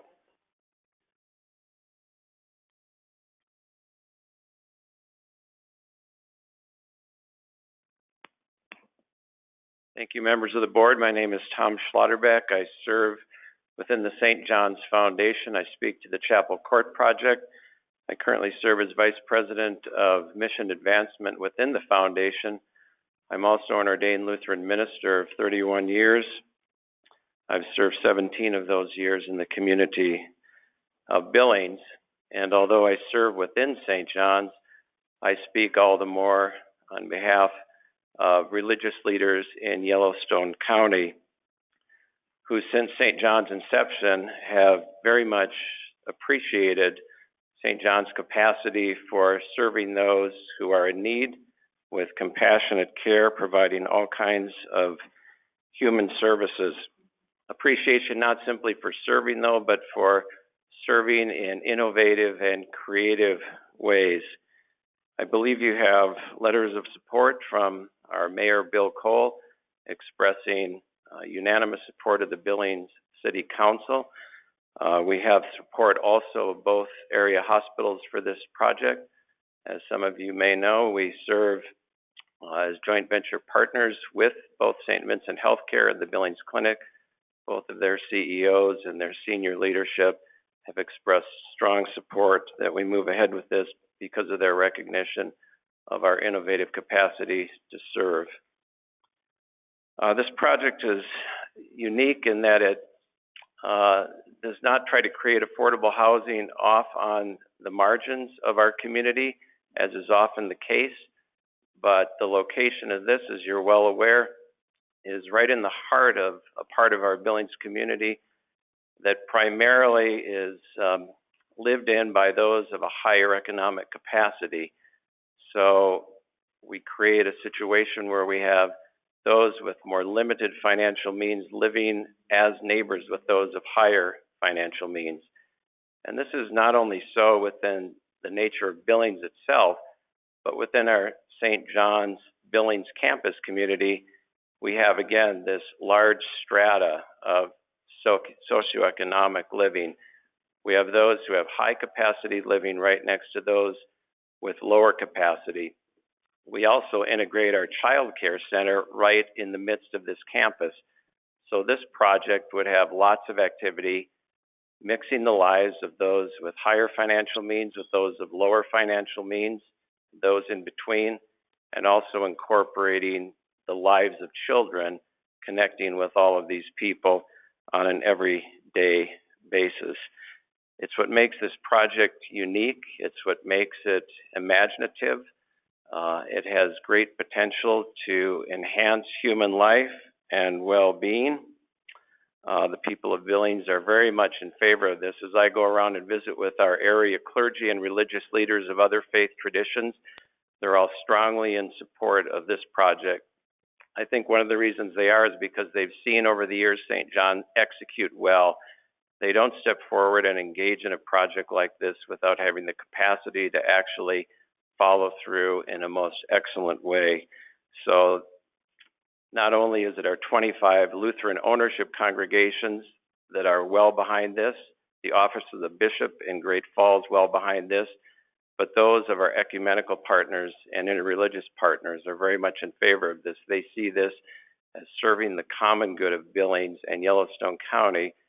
So I advocate that you consider this project respectfully.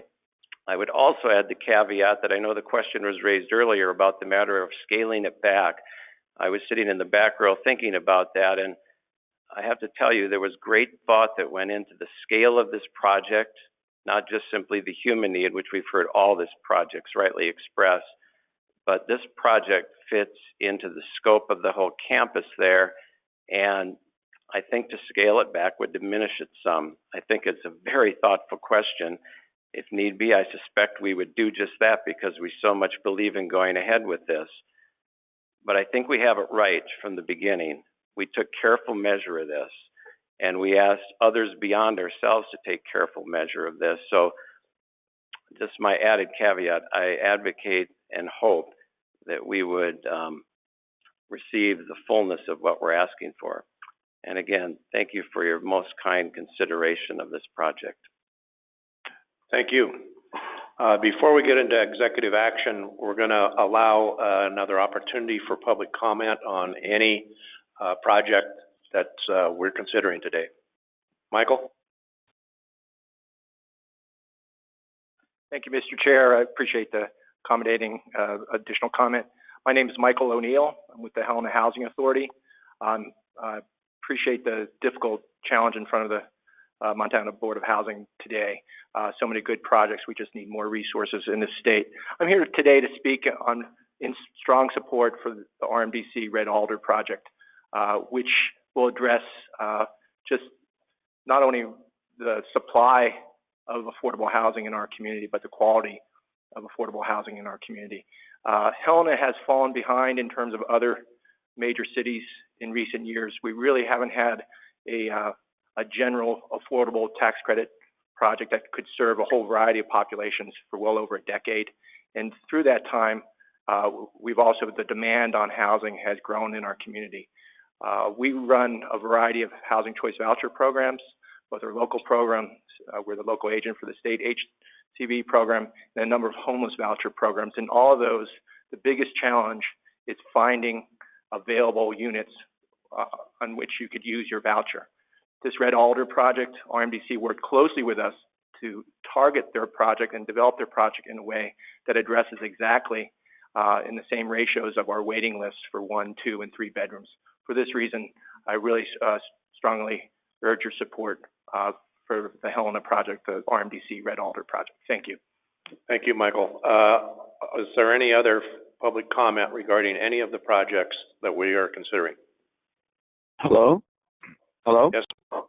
Yes, we hear you.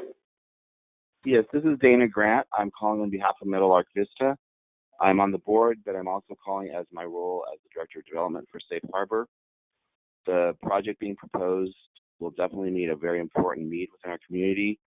We serve over 1,000 clients each year that are dealing with different types of violence issues between Missoula and Kalispell. And one of our biggest challenges is helping those individuals transition from the emergency shelter into some form of other housing that is affordable, that is within the community. We continue to see this as a challenge that is a barrier for these individuals to move forward in their lives and to reestablish themselves in the community. In addition, I'm the chairman for the Lake County Resource Roundtable, and one of the things we do each month is look at different issues. In November, we always look at what we're thankful for and what we're challenged by, and just last week's meeting, representatives of the main 20 agencies that were there, every one of them, the first priority they expressed was the lack of housing that was affordable to help with their different agencies, their clients, but then also with the employees. Our largest employees were represented, including the Lake County St. Luke's Health and Care Network, Rocky Mountain Twist, and Salish Kootenai College. And all three of those, which are the largest employers in our area, continue to see their employees having to come all the way from either Missoula or Kalispell, and it's really affecting their ability to do what they are trying to do economically. So thank you. I think this important project should be given every consideration. Thank you for your comments. Is there anybody else on the telephone that would like to comment on any project? Are you there? Hello? Are you? Hi, I'm calling in from Whitefish. Are you there? Can you hear me? Yes, we can hear you. All right. Good morning, Chairman and members of the board. I'm Katie Williams, and I'm speaking today as a member of Whitefish City Council in support of the Whitefish Housing Authority's proposed tax credit project. For the past 3 years, the City of Whitefish and the Whitefish Chamber of Commerce invested citizens that are working diligently to try and create solutions and projects to help solve affordable housing issues. 2 documents were actually developed out of the hard work of our partner members, both of which identified the desperate need for affordable housing projects, such as the one the Whitefish Housing Authority in Homeward has been presenting to you through this arduous process. This project is a catalyst project that will not only help replace tax credit housing units that have been lost and are desperately needed, but it will also be a starting point to help grow a perpetual affordable housing rental stock that is the desire of both the City of Whitefish and the Whitefish Housing Authority. The City of Whitefish has shown vested interest in helping solve the Whitefish affordable housing problems on many levels. The Whitefish City Council has voted unanimously on the affordable housing strategic planning documents, the affordable housing dollar allocations brought before them in the last 2 years as well. Furthermore, the City of Whitefish has allocated $150,000, as you're aware, to help secure the land for the proposed tax credit project. Basically, what's going on in Whitefish is that we're growing, and we are starting to see that our home is actually excommunicating a series of people along a very large economic stratosphere, and we're losing ground quickly. This project should have been put forward 10 years ago, and we're so far behind that we need every ounce of help that we can get.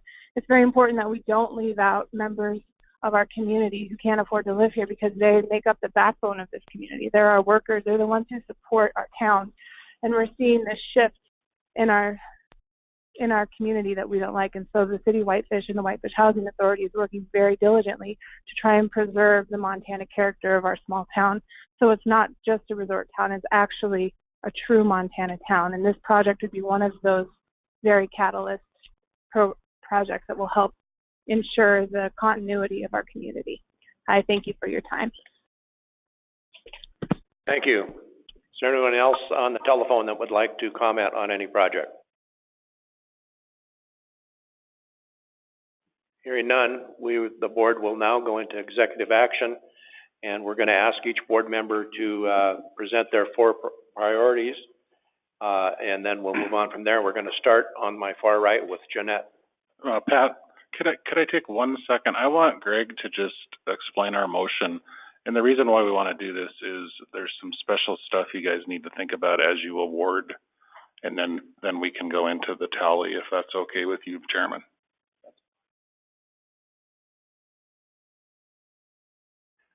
Thank you, Mr. Chairman. You did receive a copy of a set of proposed motions in your packet, but we have revised that to make it simpler. There were some complexities that have gone away due to later developments. There was something about we didn't yet know the amount of 19 credits that would be available, so we had a second condition that's eliminated because we now know the amount.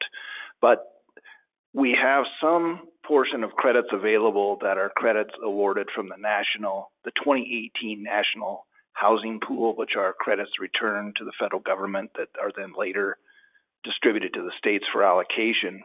But one of the conditions on using those is that they have to be awarded first in order to use them. So you'll see now in proposed motion 1, which is the motion that will award credits to the selected projects. The first item has some language to indicate that award is going to include all of the available 2018 National Housing Pool credits and all available other 2018 housing credits.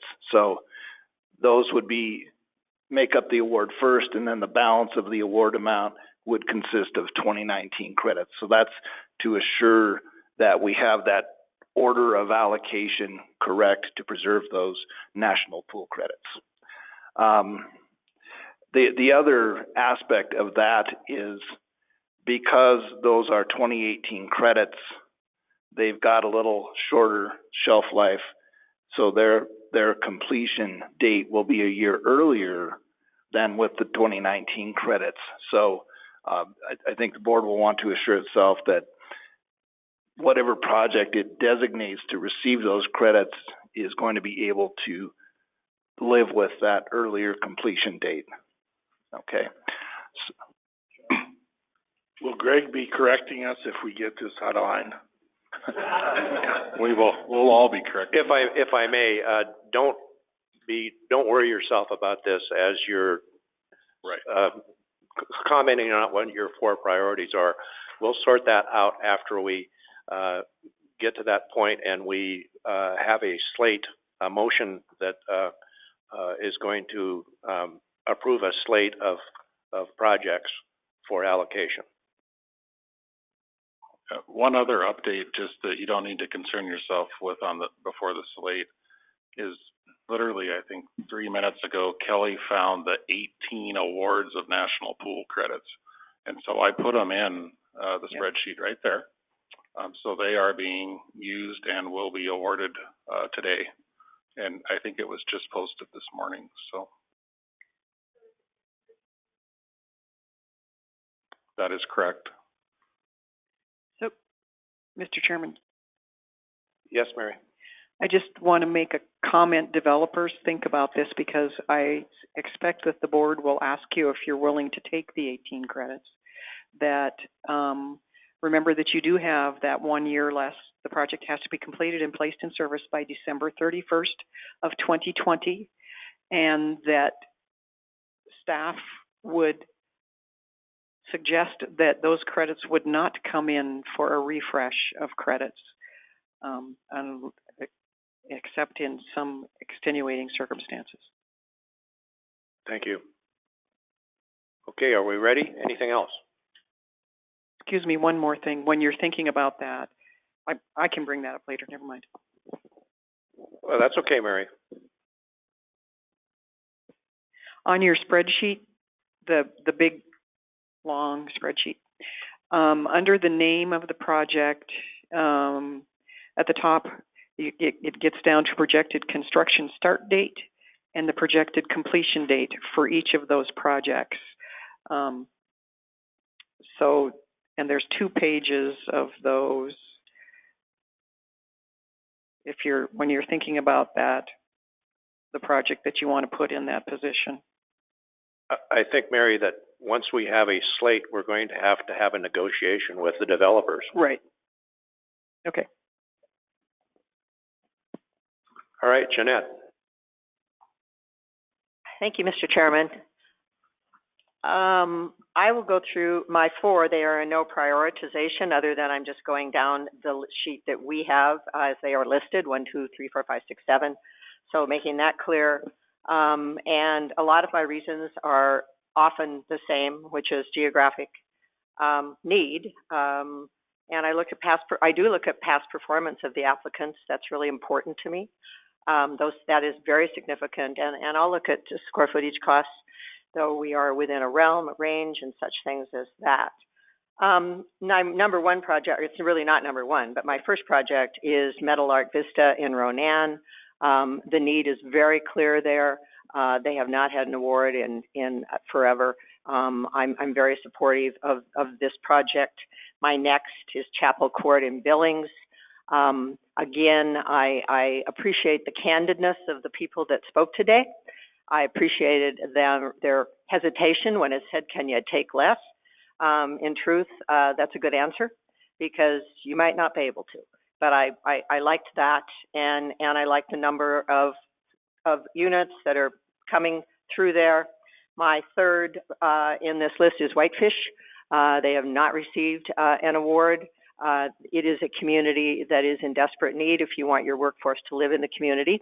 There's no question about that. People are going, I know where they're going, sort of in that area some of the time. And the partnership with the city is impressive, and I like that work ethic there and how that works. My number 4th is Missoula Skyview. Again, I understand Missoula does get its fair share of credits, but being in Hamilton, I know very clearly there is no affordable housing available in Missoula. Houses go on the market, and within the first day, there are 5 to 6 offers, and the prices just are escalating up. The need is mighty, and those are my 4. Thank you. Bob? Thank you, Mr. Chairman. If I could just take 1 minute to editorialize just a hair, is that permissible? Well, I would be surprised if you didn't. Well, thank you, Mr. Chairman. This is an impressive presentation of really good projects, as always. I'm always, a little bit taken back by the level of need we have. I know the communities are compelling. I know some of the bigger communities that have more capacity have the ability to tell a more compelling story because they have more experience. Sometimes the little communities get left behind. But generally speaking, I think there needs to be a broader conversation, again, with our state legislature when it comes into business. We have an appetite for no new taxes, no new money for affordable housing, but they don't mind signing a letter of support for a tax credit project. The irony of that continues to jump up at me. So what I think we need to do is spread the message that these affordable housing units do not build themselves. And if we don't want them burden the taxpayer any further, then we have to be more creative. And one of the things that 20 years ago, I was in Hawaii with the Seattle Federal Home Loan Bank Affordable Housing Advisory Committee, and we visited several affordable housing projects built by for-profit developers. And those projects were a mandated 15% of the project had to be affordable to families at 50%. So if you built 100 units, you had to build 15 of them and offer them to the families at 15%. That's how they took care of it. I'd like to see some of that kind of thinking come out of the brilliant minds that bring us projects. With that said, I was pretty close to you. Of course, you know, I live in Ronan, and I don't know if, I live in Montana, but the project, I'm well aware of the project, having ran the Housing Authority for the tribe until 2003. It's a complex area between Polson and Ronan. Missoula is doing well economically. Whitefish and Kalispell are doing well. Our community gets a lot of people coming looking for more affordable housing. We can't grow jobs there. It's a complex political environment. So I support the Ronan application too. I support the Billings application. I think the Billings project has shown a lot of innovation.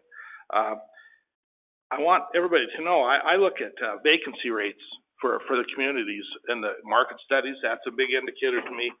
I'm also keen on geographic distribution. I think Alec a few years ago brought it to my attention that we need to look at that closely.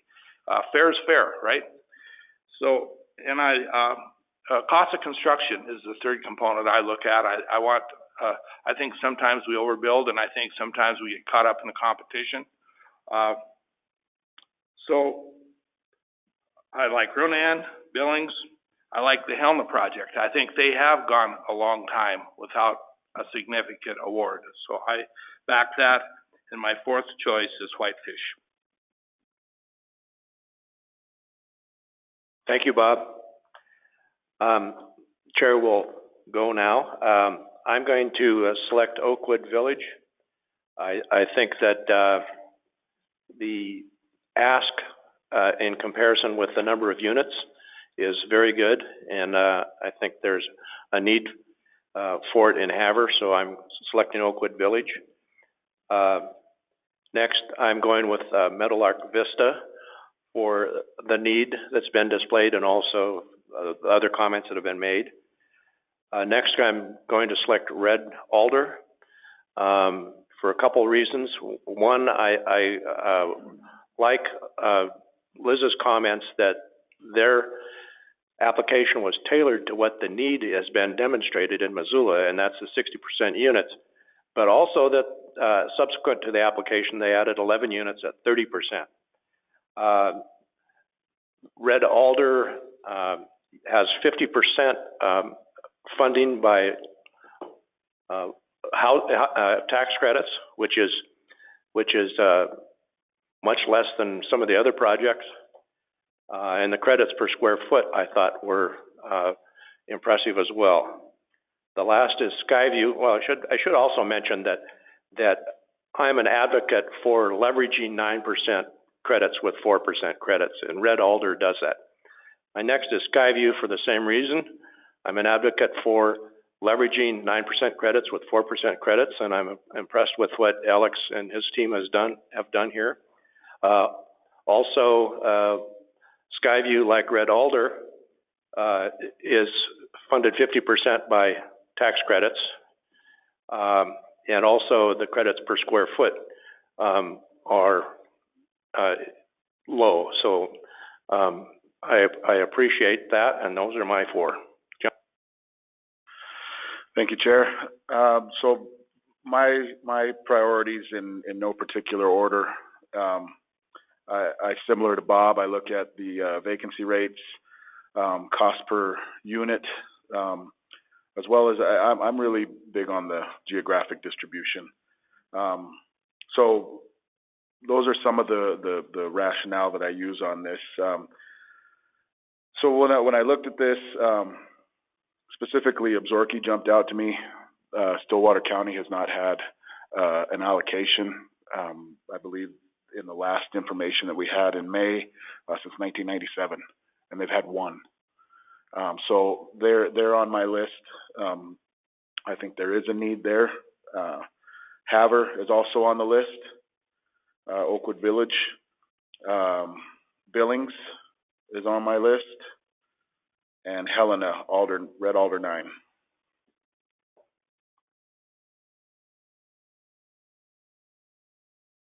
Sheila? Mr. Chair, members of our community, the housing development community, I'm going to bookend what Bob Goche said about this decision. We really need more resources. We had 17 letters of application, 5 or 6 will be funded today. We had applications for $91 million. We have 33. We really need more resources. The local government interim committee has proposed 3 bills that would add to those resources. The first is a state housing tax credit that would mirror the federal tax credit. The second is low-interest loans made from the Coal Tax Trust Fund. The interest and the principal goes back to the Coal Trust Fund, but because they're low interest, they can really maximize the ability of the borrowing power for these developments. The importance of those state resources can mean at least a doubling of the projects we can get done in Montana. Every one of these projects deserves to be funded, every single one. It's heartbreaking to go from 17 to 9 or 8 and then go from 9 to 5 or 6. We don't have to be here. We can have it different in Montana. So my charge to every one of you is find out who your legislator is. Talk to that senator and talk to that representative. Each year, I ask Senator Scott Sales the same question at the Chamber of Commerce Eggs and Issues Breakfast. And he said, no one talks to me about housing. I don't think there's a problem out there. There is a problem. It's huge out there, and we need every single person in this room to be talking to their legislators about this. Thank you, Sheila and Bob. With that, I do have to tell you my 4. Yes, I know. I was thanking you and Bob for the editorial comments, which I think are very appropriate. Thank you. So I based my selection of Havre on the fact that their cost per unit is low, and secondly, they have the greatest number of unfilled, 453 units are needed up there. So Havre Oakwood Village would be one of my choices.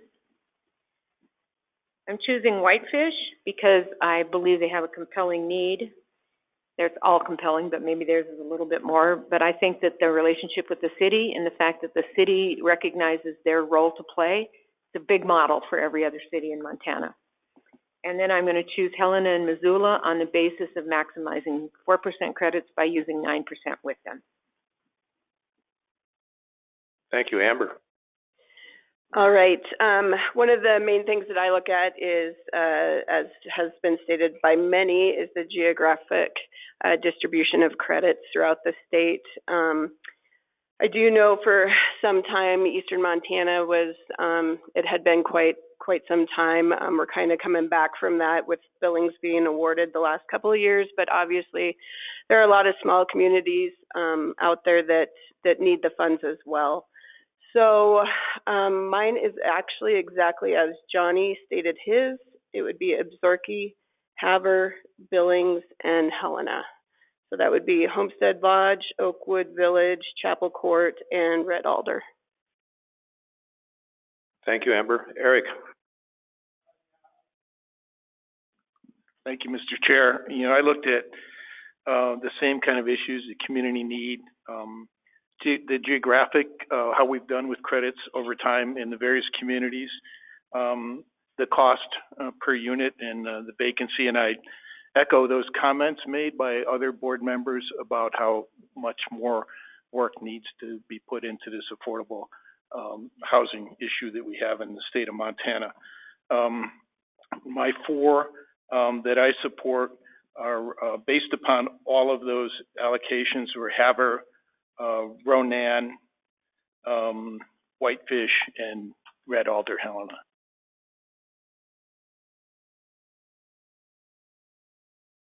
Thank you. We'll have an opportunity at this point in time for the board to discuss these selections, and maybe if anybody wanted to change a selection, now's the time to do it. And after that, we're going to have another 10-minute break so that the staff can prepare a spreadsheet for our review. So does anybody at this point in time want to discuss these priorities and maybe change? Okay, we'll go ahead and have a 10-minute break. We'll begin promptly at 5 after 11.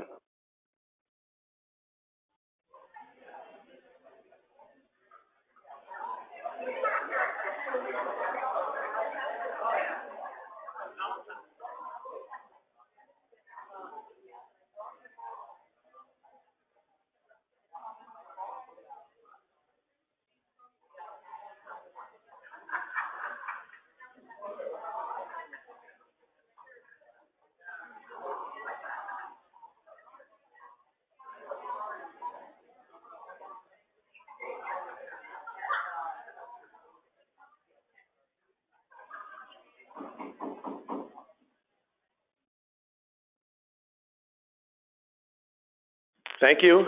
I have another opportunity here to change your rankings if you would like.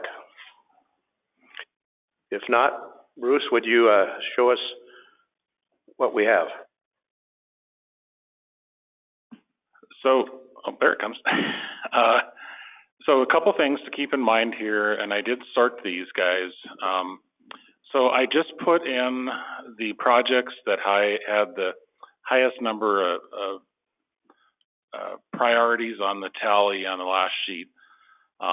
We then went and looked at estimated completion dates, and we put them in order of that. So right now, the way we have it is we have, and in column R, you'll see the 1, 2, 3, 4, 5. That is in order of the, and only the 2018 national credits or the 2018 credits coming forward. So it would first, those credits would first go to Oakwood Village and Havre, and then if for some reason they fell out of the mix, they would then go to Meadowlark and so on down the way.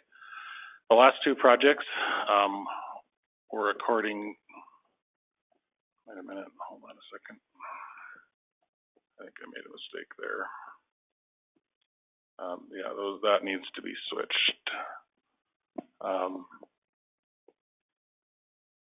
These two need to be switched around. That's.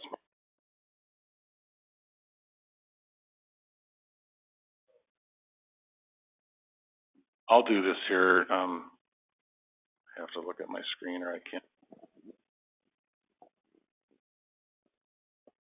Mary, did you have something you wanted to say? I just wanted to explain, a rehab project to be placed in service does not actually have to finish their construction. To place in service on a rehab project, you have to spend a minimum amount of money. So a rehab project can hit that amount easier than a new, or that timeline easier than a new construction project. Their date was actually a little later, but because it's a rehab project, they have the ability to do that. And then we probably need to ask Kirk if he's willing to accept 18 credits. Kirk, are you on the line? start to. let's not do that now. Let's wait till we have a motion on the slate, and then we can have discussion on the slate, both, with the developers and with the public. So Bruce, I guess if we were gonna have a motion on a slate, it would be, Havre, Ronan, Billings, Helena, and Whitefish. That would be correct, and then we would apply those options for the wording, upon your direction. I don't think we need to kind of read those out. I think, the other thing I just want to point out is on the Billings project, we did reduce, that awarded amount down to the maximum award, based on our new numbers of $8,023,103. So, we'll have to adjust language for that in the motion too, just to say that that wasn't the original ask, but that's what they're being awarded. So that is correct. Our slate right now is Oakwood Village, Meadowlark Vista, Chapel Court, Red Alder, and Whitefish. Okay, well, if we're gonna have a motion for a slate, that will include the numbers, in column Q. Yes. Okay, so that would include the adjusted amount for Chapel Court? That's correct. Okay, and then, once we have a main motion, if we want to make amendments to that, we can do that at that time. So, the chair would entertain a motion at this point in time, to adopt the slate as indicated. Mr. Chair, I would move that we adopt the slate as indicated on the screen in the order on the screen with the award conditions as outlined by legal staff on the motion proposed. Thank you. Is there a second? I will second the motion. Okay, now, Kirk, if you're on the line, and you understand the issue with the 2018 credits, is that acceptable to you? Well, I believe it is. My only apprehension here is that, I'm using a HUD 221D4 debt financing, which, I've done this in the past and it's a slow process. I'm a little bit concerned about that. I would prefer to use a local bank, then would be a much quicker process. I've used Stockman Bank. The problem is I can't get the terms, and I potentially could have a gap. But I guess my answer is yes. All right. But that is my intention, is that I've got a D4 loan that I'm going to be starting, and I'm at the mercy of HUD to put that in place for a construction perm loan. Thank you. Well, I may as well ask any other developer out there that thinks they can meet the completion date using the 2018 credits. Anyone that's on the slate? Nice try, Alex. Homeward, are you affirmative? That means, just to clarify, that means the project has to be done by December 31st of 2020.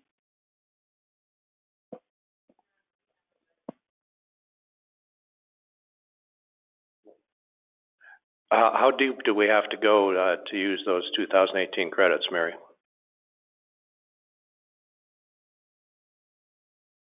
This is small. It's the $315,950. So it's just one project that needs to accept it. Okay, Heather, I'm understanding that you feel you could meet that deadline?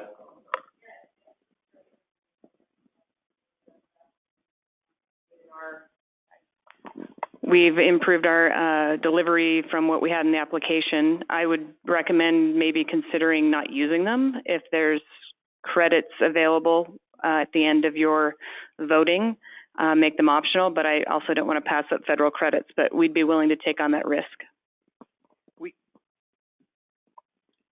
Thank you. If we don't allocate them to a project, they disappear. They have to go back. Yeah. So at this point, This is Kirk from Affiliated Developers. What is, for ACK Rehab, we don't have to have the full construction completion. We have to have a certain per unit construction or dollars spent, correct? Correct.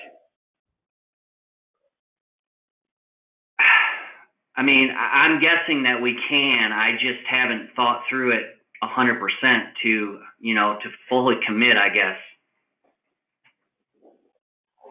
Well, I think we've got an indication from Homeward that they feel they can meet that. Heather? I would say you can do it conditionally. Use us as a backup. And ACK Rehab is far easier to use these credits by then because of the placed in service timeline, and it will put a pinch. But we will work to deliver by then.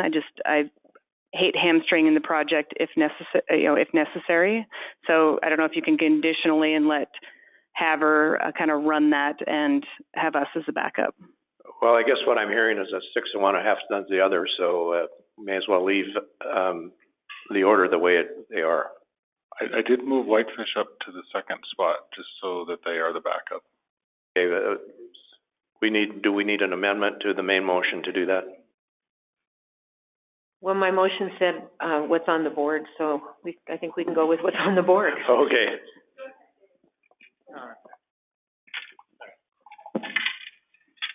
So this was just a question Greg had is, if we get down the road a few months and Haver can't deliver, I mean, could we go to any one of those projects that's able to meet that deadline? And as long as the credits get used appropriately, Yeah, then we would have to redo reservation agreements. It's also going to be part of a conversation with an investor. Mr. Chairman, over here. Yes. I may ask a question of Alex saying, well, even if that would happen, that's only about like half of what you guys were looking for dollar-wise. I mean, the reality is that, let's just say, Haver's unable to do, but explain to me, it's they got 3,299 and you're ask us 6. So, I mean, if you'd like to respond to that. Oh, well, there's going to be an opportunity for comment regarding this one. We'll get there in a moment. Right now, we have a main motion with these 5 projects on it. Yes. Just a clarifying question. So, does completion mean occupancy date? Certificate of occupancy. Certificate of occupancy. Certificate of occupancy. And just another clarifying question: our intention is to be complete by this time. So I say this with some caution, but if we were unsuccessful by chance, but we committed today, is it just the 315 that would be pulled back? So that's what we'd have to make up the gap for. That's the amount of 18 credits. Right. Right, but it also allows us that we cannot apply for future national pool. So we won't allow you to just not use those and use 19. You've got to use the 18s first. Okay.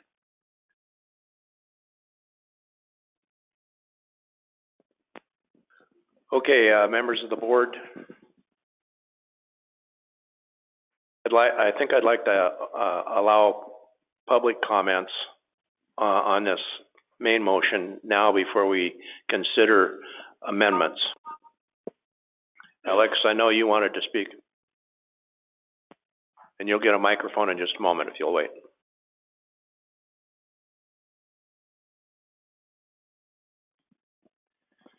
Mr. Chairman, thank you for recognizing me. I guess I would be remiss if I didn't advocate fully. There's been many a drive back to Missoula that I've felt like maybe some information wasn't clear, and that was part of the outcome. And so I want to give myself as much sanity as I can driving back and advocate for Missoula. I heard several board members say that geographic distribution is important to them, and I certainly respect that. In fact, I've advocated for it. I do think it's worth noting and making sure this decision's made, knowing that Billings has had tax credit awards in 16, 17, and 18. The 18 award being 136 senior units. Also heard several of the board members mention that, cost per unit or credits per unit or amount of leveraging is important. Let's get the bang for the buck for the credits. Our project in Missoula certainly does that. In fact, we tailored it to that. 53% of the costs are paid with the housing tax credits through the mystery and the miracle of twinning. I guess the last point was vacancy is important and something we look at.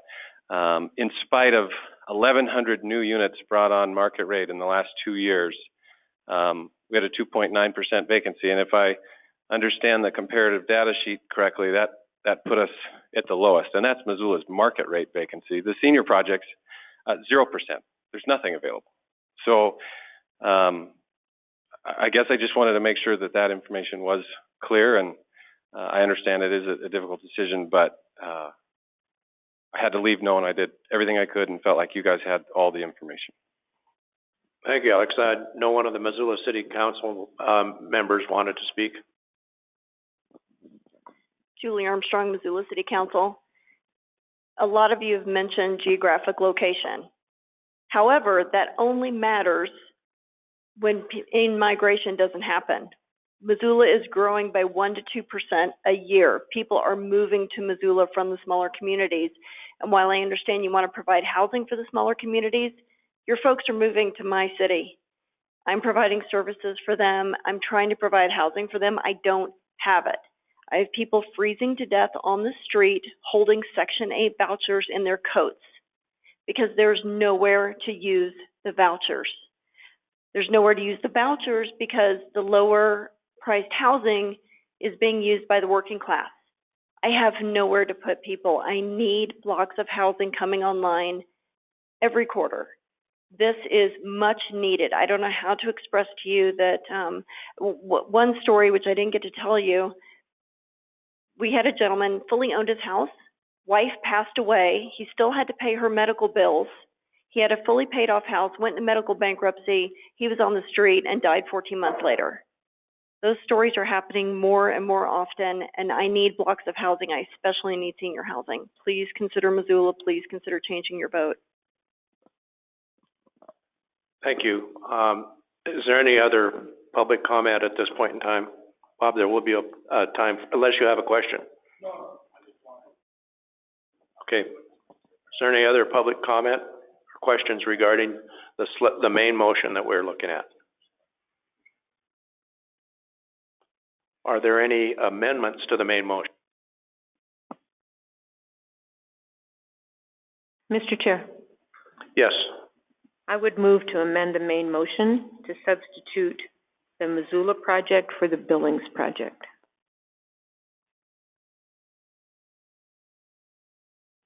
Is there a second? I'll second.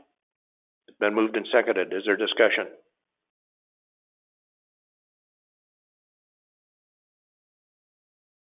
Is there any public comment on the motion?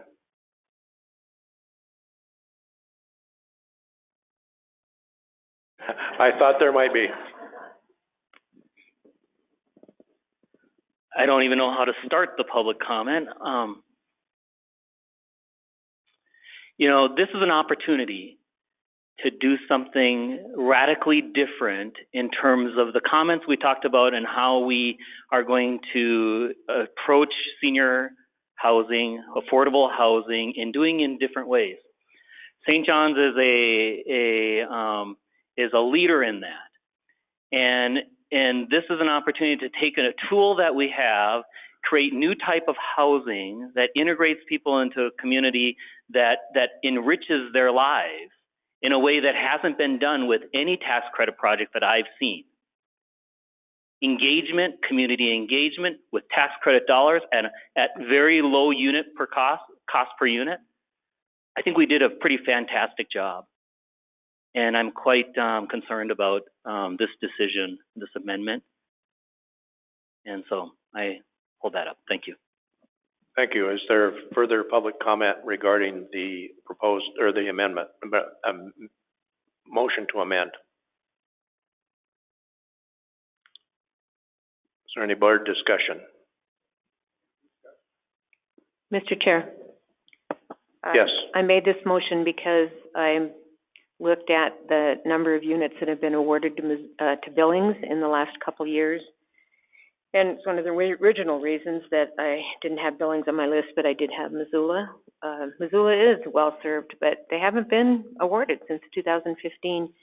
These are all good projects. They're all innovative. They all have a lot going for them. We just have to choose 1, 2, 3, 4, and 5. Thank you. Bob, did you have a comment? Yeah. Well, I just want to state that we do have a statistic here that Billings, their county represents 15% of the state's population, and they've received 15% of the allocations through the years. Missoula's population represents 11% of the population. They've received 15%. So while the last couple years it has been good for Billings, there were quite a few years that it wasn't, and so I think that was what kind of decided on that particular issue. And Alex said that he has a statistic saying that Missoula has the lowest. Well, according to the information provided to me, Missoula has the 5th lowest occupancy rate. There are 4 other projects on the board that have a lower occupancy rate. They're considering from their market study. So I don't know why there's a conflict there, but so that those are both arguments that I think are pretty strong. Is there further discussion, board discussion regarding the motion to amend? Amber? Yeah, I would just speak against the motion. I think, especially the larger communities, every community has an example of people that are not able to find housing. We see it in Billings all the time. It's not, this isn't Missoula versus Billings. This is a look at the project, the need, and the vote of the board. And I think the vote was clear that even though it was only 1 vote difference, I think that we need to stick with the original. So I would speak against the motion. Any further discussion from the board? Mr. Chairman, I think I supported both projects in my 4. They were both in my top 4, and frankly, are there today. This is a Sophie's choice. They lose, you win. There's no winners here in that. And as a supporter, and I seconded the motion to have this debate. But I really can't I can't change my vote based on that they're both of them are so credible and good. I wish that the ones that weren't able to use credits and you guys would get it. I know what Missoula's like. I know you're right. I know that because I live really close there in Hamilton. So I'm just explaining that this is an impossible. We will not be able to have a winner out of this room. And I know how you guys will feel. And we're sorry, and that's why Bob and Sheila spoke to the fact of our legislators and the fact, what can they do to help this state of Montana? So I won't feel good walking out of this room, one way or another. Thank you, Jeanette. Is there any further discussion? Okay, I think you all understand what the motion is. Mr. Chairman, Yes. I've been on the phone, and would it be possible to testify as for public testimony at this point in time, or is it too late?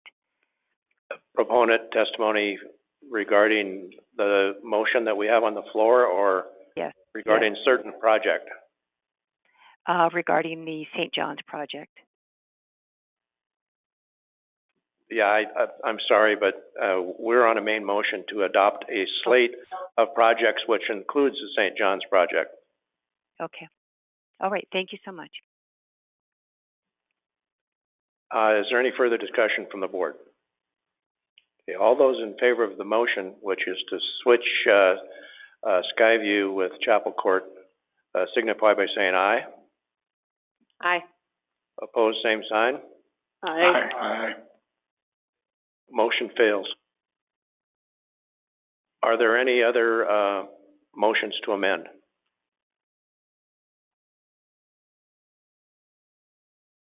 We've already had some public discussion regarding the main motion, but if there's any more, now's the time to do it.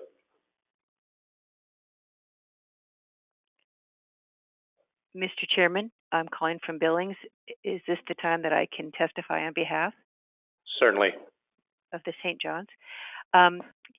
My name is Denise Armstrong. I'm the Executive Director for Big Sky Senior Services located in Billings. I do apologize for the tardiness of this call. I tried to call in earlier.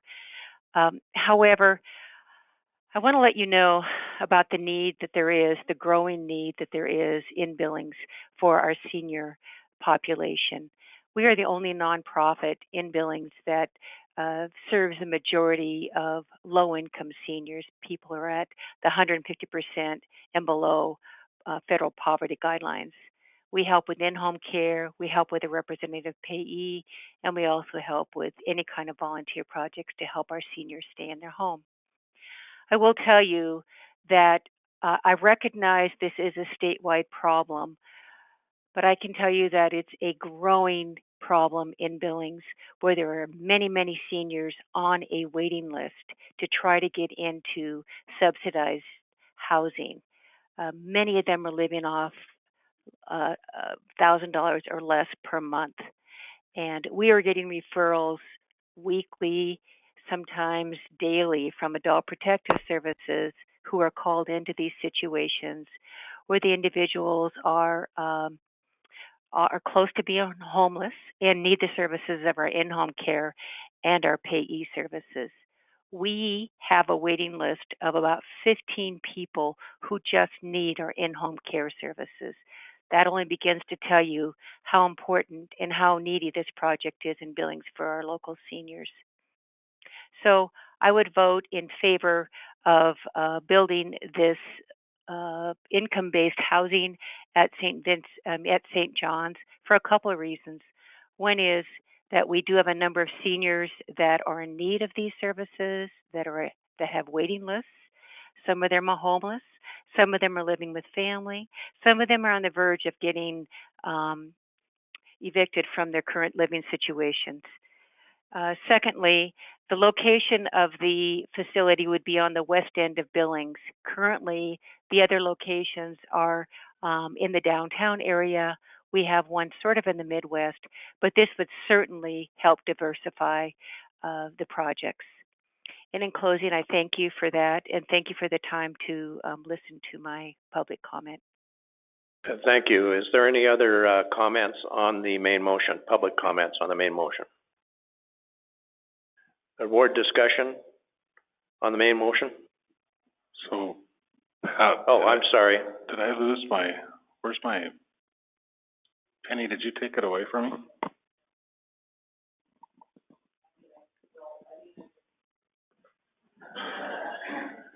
Councilwoman Armstrong. Yes. I just want to speak to the discrepancy in vacancy rates.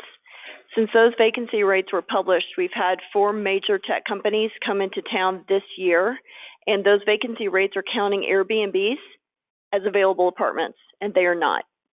So the major discrepancy, we're hovering actually between 1 and 1.5% right now. Thank you for the explanation. Is there any board discussion? Is there any further public comment on the main motion? Is there any board discussion?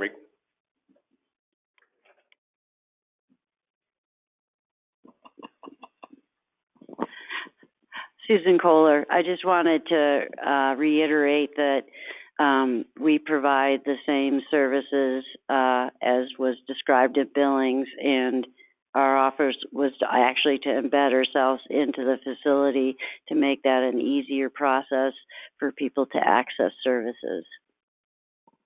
Thank you. Is there further public comment? Is there a board discussion regarding the main motion? I have just, I guess it's a comment on the ones that are being awarded in the rank that they are. you know, the way we have them right now is per their application on when they plan on being completed. I mean, I wonder if a way we can do that is to just keep this rank the way it is. The reality that is gonna happen is if Whitefish or Helena or someone else gets done before the end of 2020, we're gonna put those 18 credits into that project and get them used up. So, I mean, I think that might be the way to mitigate this a little bit. I was going to suggest that somebody offer an amendment to the motion to allow staff to negotiate with any of the developers to make sure that those 2018 credits are used. I move that motion. It's not as easy as just switching them because they've investors on board. We have a motion on the floor. Is there a second? Second. Okay, is there public comment on the motion? Okay, Mary, would you like to offer what you were going to say?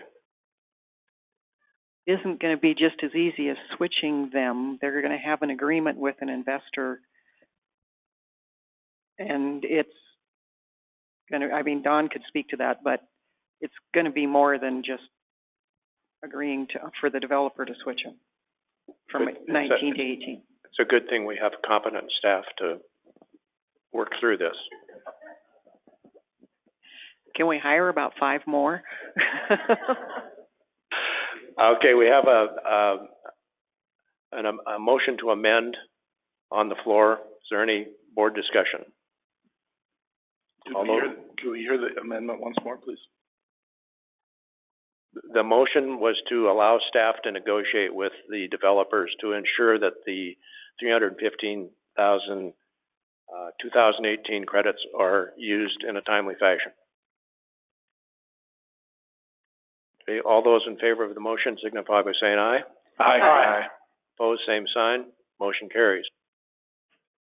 Okay, we have the main motion on the floor. Is there any further discussion of the main motion? All those in favor of the main motion signify by saying aye. Aye. Aye. Opposed, same sign. Motion carries. Thank you. Mary, based on what we've done, do we have any bond resolutions that we need to consider? Pat, we need to award the proposed second motion to rank the last 2 projects in case someone falls out. Mr. Chair, I'd move adoption of the proposed motion number 2 with the remaining 2 projects as they appear on the slate. Okay, that would be Skyview 9 and Homestead Lodge. Is there a second? I second that. Okay, is there any public comment regarding that motion? Is there any board discussion? All those in favor of the motion number 2 with the ranking of Skyview and Homestead signify by saying aye. Aye. Aye. Opposed, same sign. Motion carries. Mr. Chairman, could we pause, not take a break, but pause 1 minute? We're going to pause for a moment.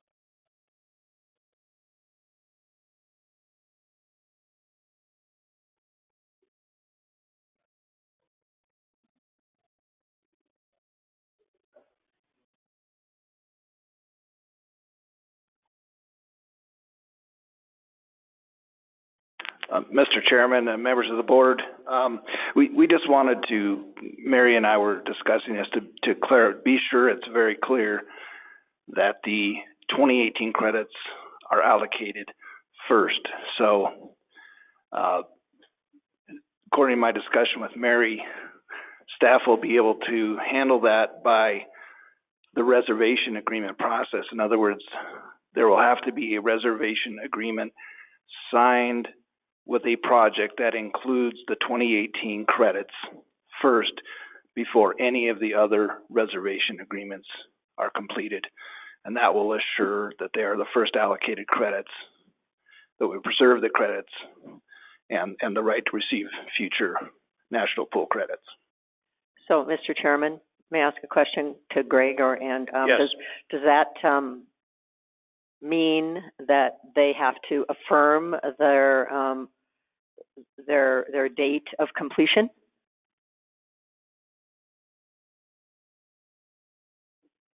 Mary, you can correct me if I'm wrong, but the reservation agreement does bind them, yes, to those credits and to the associated completion dates. So I believe the answer is yes. Mary, would you agree? Yes, they would have to complete by December 31st of 2020. Thank you. Are there any further questions on what we have just done? In that case, if there are not, we'll move on to the operations program. This is Cheryl's debut.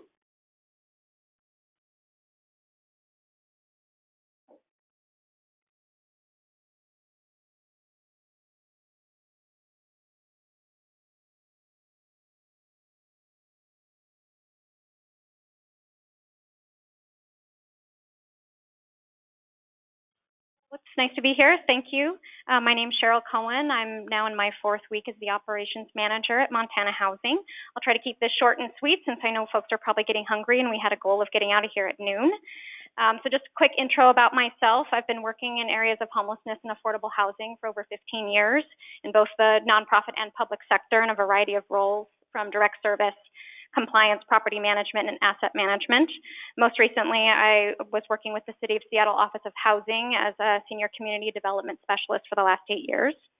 I am honored to have been selected as the operations manager for Montana Housing. I'm passionate about the efficient and effective delivery of services and how the operations team in our roles for administration, outreach, and research and in quality assurance can provide both internal support to Montana Housing programs and staff and external support to the board, our customers, and our partners. So I'm looking forward to working with the board and to learning about the affordable housing needs of Montanans across the state.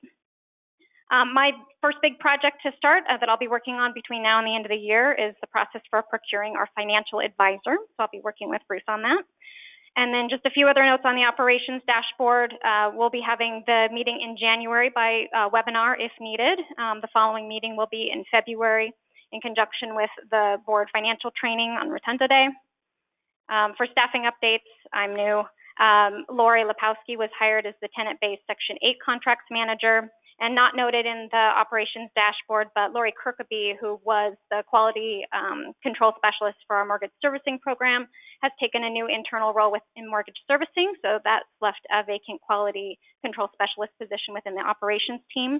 We had interviews last week, and looking forward to getting that position filled quite quickly. And finally, there are several opportunities for training for board members coming up in March, May, and October. Those are listed in the operations dashboard. And if you're interested in attending any of those, please let Bruce know. Thank you, Cheryl. Welcome to the board and welcome to Montana. Before you leave, welcome. We're glad you came to work for us. Where are we on Freddie and Fannie seller servicing? So that's another thing that Cheryl has on her to-do list, but that's part of a team effort. We actually met with Freddie Mac. They came to our offices a couple weeks ago, about 3 weeks ago. We're having a phone call with them this afternoon on just some things that we need to work on to get compliant with them. We anticipate being compliant with Freddie, hopefully the beginning of the year. in the spring, not January 1. But in the first part of the year, we hope then to reapply for Fannie and become compliant with them just right after that. So the first part of next year, you're going to see some definite movement on that. And I think having Cheryl as someone to kind of help us prod us through that process is going to be helpful. Thank you. Executive Director report. I really don't have a whole lot other than as far as the out-of-state training. If folks would just give me their names on if you're interested in all of them or none of them, whatever, and then we can kind of come together and kind of, split out the trips, as far as that goes. So we're equitable on that type of training. Other than that, Cheryl went over the board meetings. Really, we were not meeting until February when we'll have our financial training. We'll have a board meeting, and then we'll actually have the Rotunda Day that day. So that's really the next thing on the slate. And after that, Paula, any administrative requirements? Okay, I think that's it. All right, thank you. If there's nothing else and with no objection, we will adjourn the meeting. Meeting is adjourned.